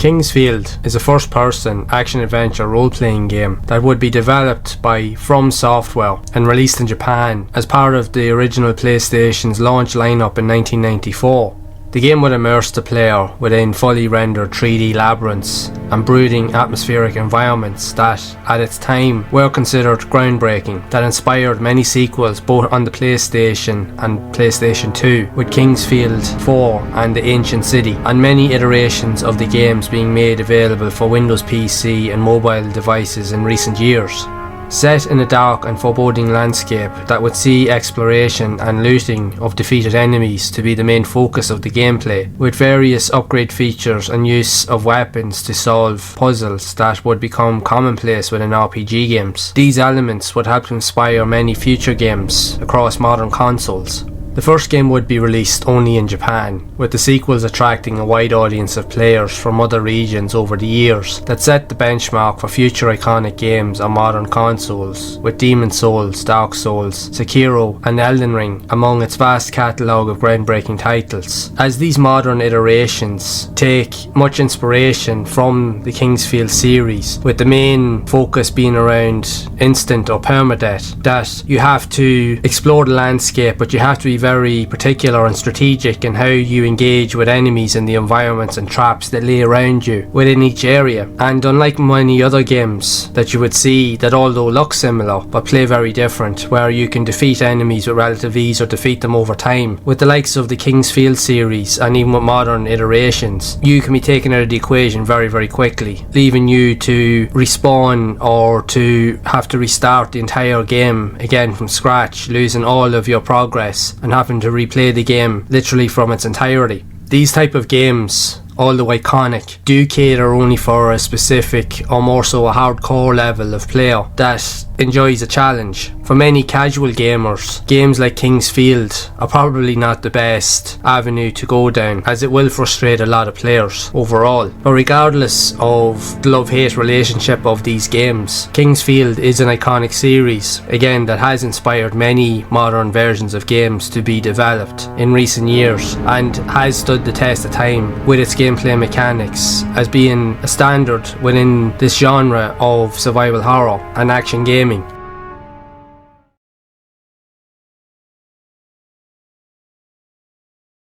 Echonight is the first game in a trilogy of first-person adventure games, released in 1998 and created by From Software, the developers of the Kingsfield and Shadow Tower series of games also seen on the PlayStation consoles. The premise of the game and its later sequels would play from a first-person point of view, with the main focus on the use of exploration of isolated environments and puzzle-solving elements that tells an interesting story of interacting with ghosts and various spirits who have become trapped in a limbo-type state and need help to pass on from the living world.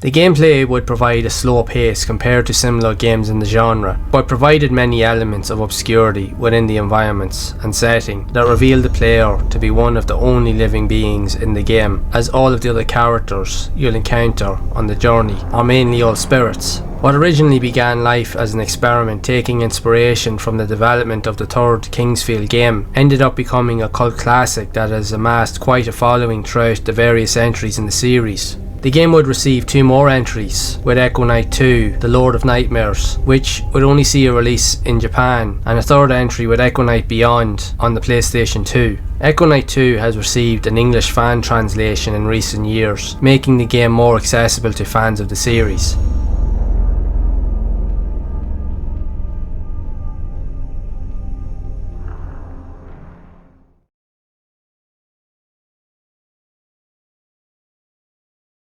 Germs is an open-world, first-person survival horror style game released in Japan for the PlayStation in 1999. The story follows a newspaper reporter returning to his hometown to investigate the weird occurrences with the appearance of strange mutated monsters in the region. So it is up to the player to understand the origins of what is causing people to be mutated into monsters and to find a cure to stop the spread of this unknown virus. The player can interact with the environments by walking, driving cars, or taking a bus and trains, while interacting with puzzles and many of the game's NPCs or non-playable characters to learn more about the origins of this virus that is mutating the town's inhabitants into monsters. The game itself also offers a different take on the typical combat mechanics. Instead of the player dying after an altercation with a monster, they will become infected themselves, and you quickly have to race to a hospital to cure the infection before it spreads, which is a unique feature.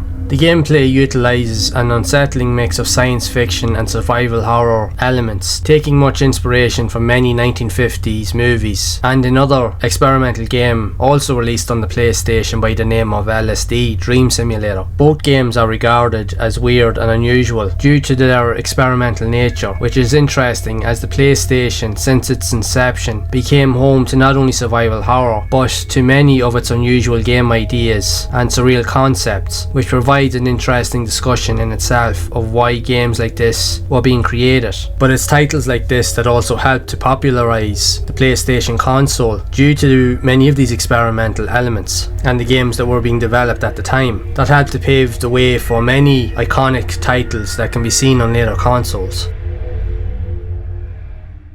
The list of survival horror games developed for the PlayStation is quite extensive, with a varying mix of higher quality and lesser known titles that deserve to be investigated further. And many of these titles would fuel the inspiration for future games that help to solidify the survival horror concept as its own standalone genre, but would also set the groundwork for one particular title that would bring video gaming into a much more mature area and help to change the games industry forever. But before we look into what is considered to be the best and most influential survival horror game on the PlayStation, we should also take a brief look over the many other memorable and long forgotten titles from the system's long horror-filled history.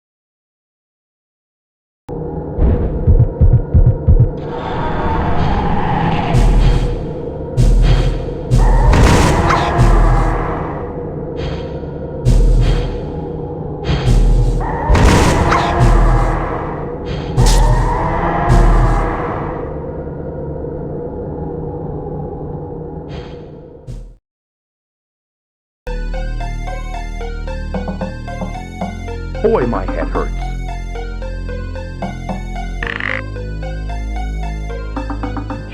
The entrance to my head feels like it's going to explode. This place looks like no one has been around and attended for a long time.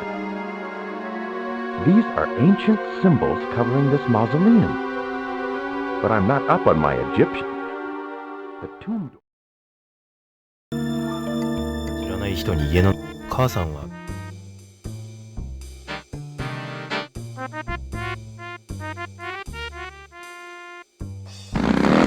日曜大工の店のオーナーにしては家はいい。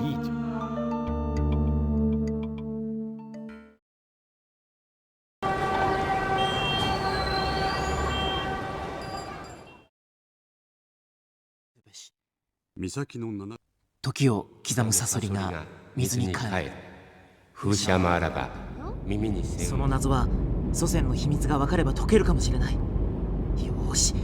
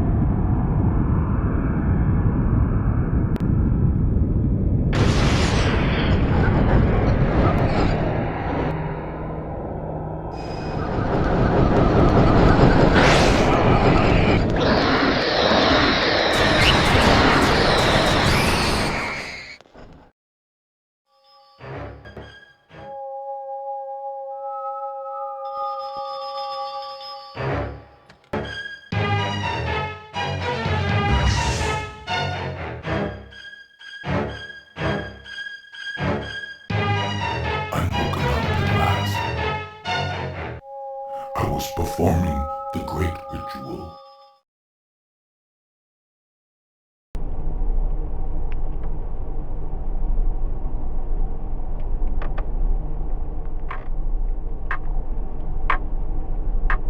Edgar? William, what's going on? Listen, to look at me, you'd think I'm not right in the head, but the reasons for my condition are far more awful than mere madness.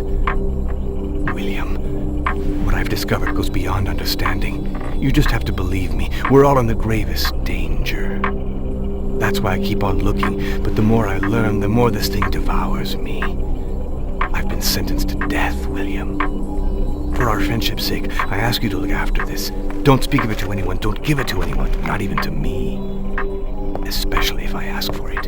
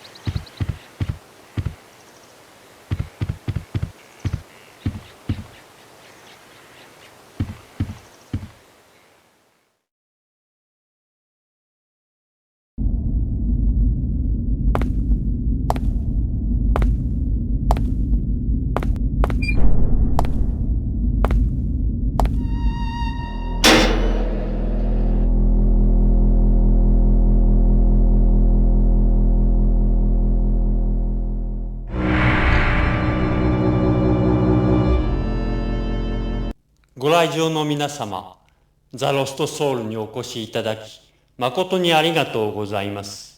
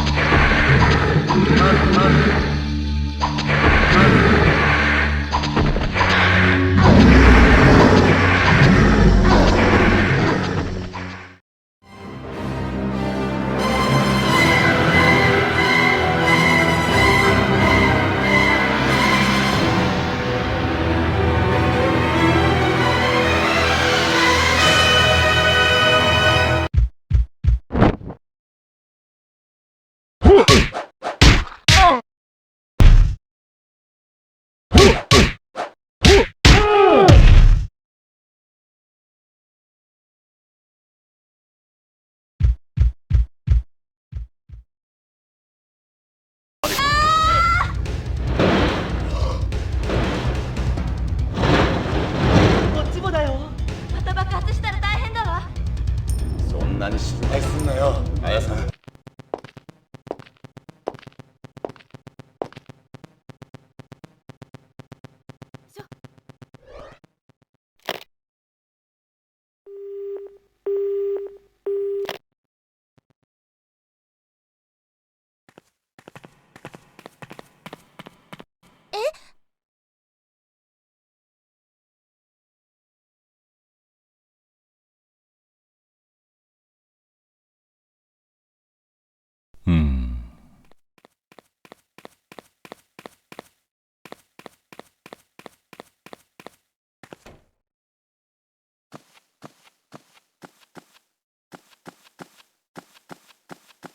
ミカ、こんな時間にどこ行くの？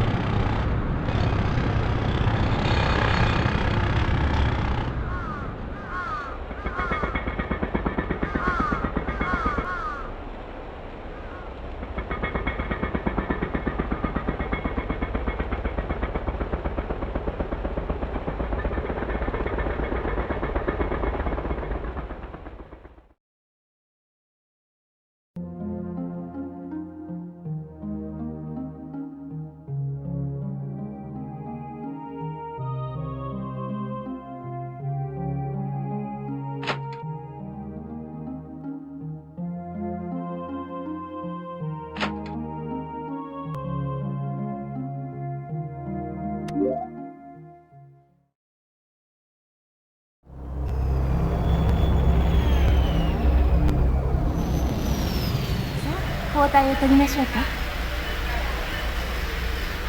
あなた、エンジェルデボイド。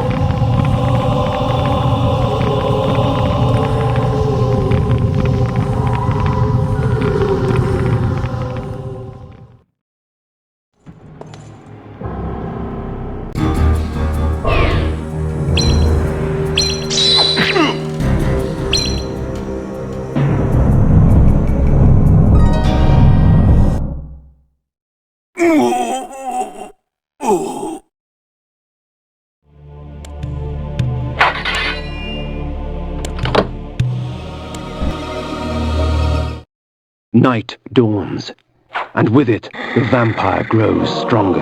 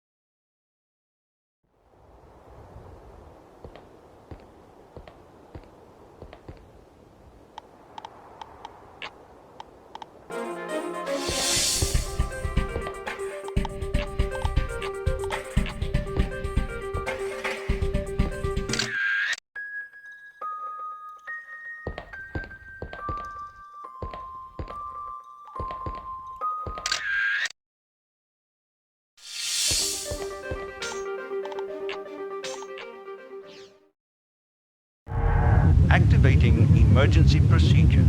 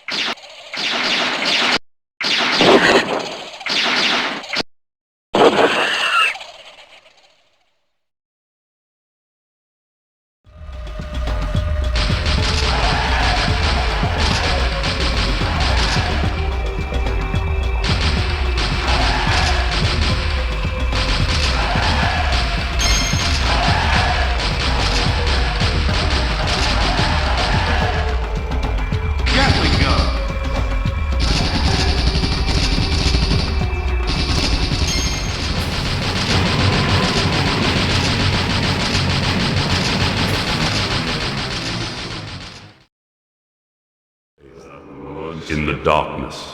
amongst the restless spirits of those who have passed beyond, in the place known as Deadside. Then, if I am to join you, I must die. It is prophecy. We cannot fail, for we are many. For we are many!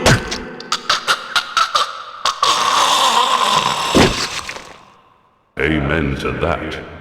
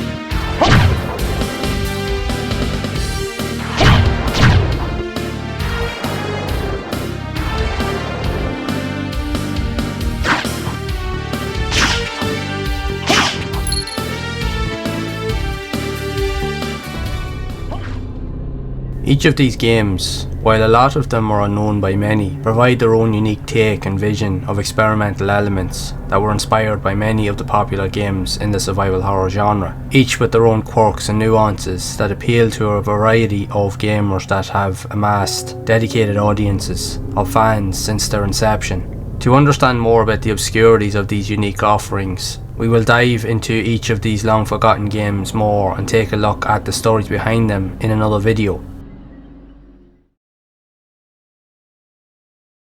With the multitude of horror games released on the PlayStation that presented many obscure and experimental ideas and visions that would offer many hair-raising moments, many of them leaving a lasting impression, but one game would have such a cultural impact on the genre that it is also arguably known as the most mature survival horror game that would get a release on the PlayStation in 1999 under the name of Silent Hill.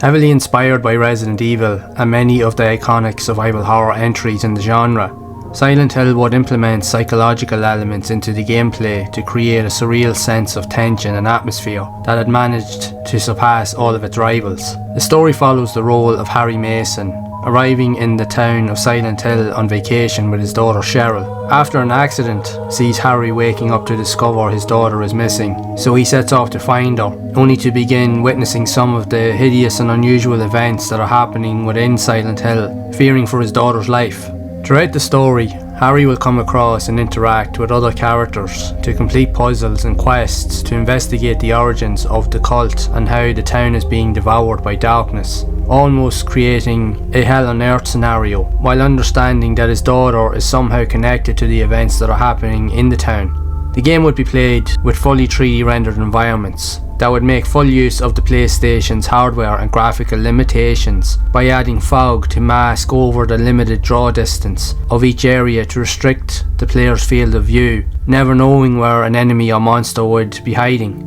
With these limitations, the game would make excellent use of texture warping on the graphics to create an unnerving feeling that made you feel that the environment around you, even the ground beneath the player, was alive, to spook you out at any given moment. These elements added so much to the unnerving presence of the game that affected the player's mental state as they played, and it is why you can see these features being used in many modern low-poly horror indie titles, as it provides something that modern games with far superior visuals just cannot achieve. It provided an aura that something didn't feel right or would seem off when exploring many of the game's dark environments, which would only be heightened with the use of the fog, darkness and lighting effects that only increased the intensity that would almost cripple the player from playing the game any further due to all the terrifying elements that always messed with psychological aspects of the player's mind. These elements would become synonymous with future games in the franchise.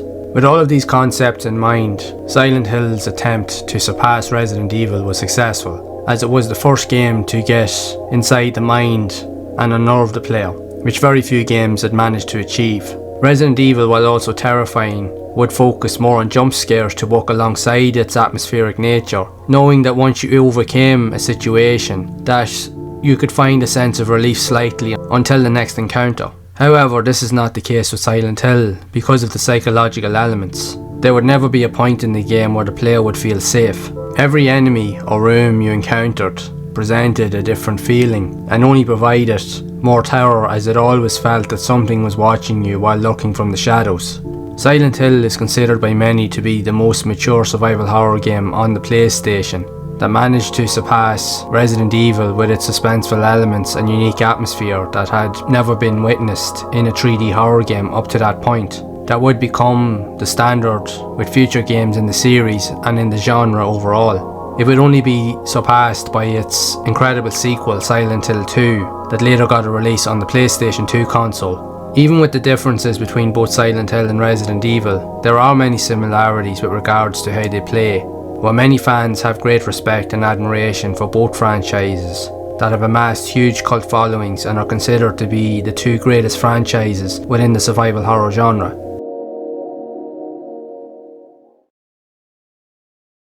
You cannot deny the cultural impact Resident Evil, Silent Hill, Parasite Eve and Dino Crisis have had on the survival horror genre on the PlayStation, as it is the first console to output true horror in video games. It's the alluring atmosphere and tension that helps to differentiate the survival horror genre from other traditional games, as the games don't solely focus on the gameplay mechanics but more on how it makes the player feel throughout the experience. The sense of terror and dread is what really makes these games stand out, which is why they are held in such high regard, as they were able to inspire and trigger emotional responses and reactions that had never truly been witnessed in video games up to that point, and is one of the main reasons why the PlayStation is often referred to as the true home of survival horror. But we must not forget titles like Overblood, Nightmare Creatures, The Note, among many other of the overlooked, long forgotten and more obscure games, as although they may not have been as popular or widely accepted, they too also contributed many solidifying factors that would help to establish the survival horror genre to the status of greatness within the video game industry. As each game presented something new and different, enticing many development teams to experiment with new ideas and concepts, to work within the limits, but also to push the boundaries of what was possible on the PlayStation and beyond, as many movie companies, producers, and even future consoles would inherit many of these experimental ideas into their projects that can be seen today. Every idea and concept had something unique to offer, which is why you are now seeing a major resurgence with modern indie survival horror titles taking those ideas and finding their own place in the genre, with low poly and first person horror titles being the main ideas you see all over various gaming sites such as Steam, itch.io and even on modern consoles. They all try to use these ideas, with some titles working to great effect, making use of both the graphical limitations but also of the lighting and sound effects that have been drastically improved with modern technology. But one idea that they all have in common is that they have all been inspired by the success of survival horror on the original PlayStation. When we look back over the scary elements of these games, you have to look into the aesthetics of what made these horror games so unnerving, and we also have to look at the many graphical elements and limitations of the PlayStation hardware, as they all contributed to the overall look and feel of the games being produced, and this greatly enhanced the atmospheric nature with the limited texture palettes and colour schemes. One of the most notable aspects to explain this would be the visual style of the graphics on the ground and environments around you within each of the games. It gave the idea that everything around you could be alive, which was very unsettling. Something would always seem to feel off when playing that only heightened the sense of terror and dread that modern games have never been able to replicate. With vertex snapping elements when drawing at parts of levels would cause texture warping that would constantly move as you investigated each environment. This would cause the walls and environmental textures to create the sense that the world around you was alive, which only heightened the unnerving tension as you played. The limiting features of the hardware caused these unusual events, as the renderer would constantly be trying to draw out each level section as you progressed, with the texture snapping together at a fast rate that caused this level of movement within the environments. Darkness and fogging would also add to the suspense, as many of the level components would remain in darkness until you proceeded closer to each section, and this only heightened the fear element as you could not see what was coming around the corner, and with the fog being used to mask the environments to eliminate the view of any random pop-ups which were prominent across many games on the console. That is why games like Silent Hill made full use of the fog elements, as it helped to create a very unique atmosphere that set a mature tone that had not been witnessed in any survival horror game up to that point, that would become a mainstay within the series across future sequels, leading on to the PlayStation 2 and other modern consoles. These limitations worked in the PlayStation's favour, as the games might not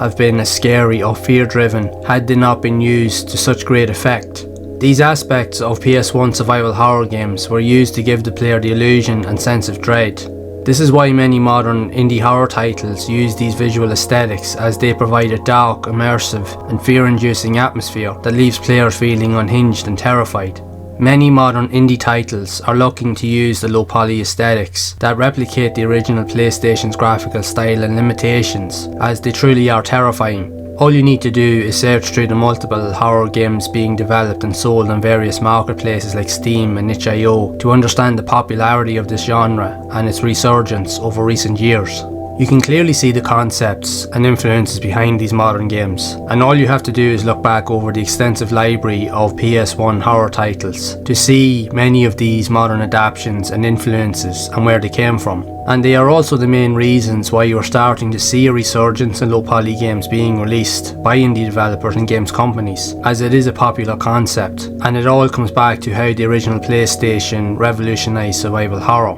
Now, we have barely touched the surface of what the cultural impact and influences of the horror games that have inspired many iconic franchises over the years. To venture further into these iterations, ideas and long lost concepts, we need to dive deeper into the lore of survival horror, and to do that, you need to check out this next video that extends those concepts beyond the original PlayStation.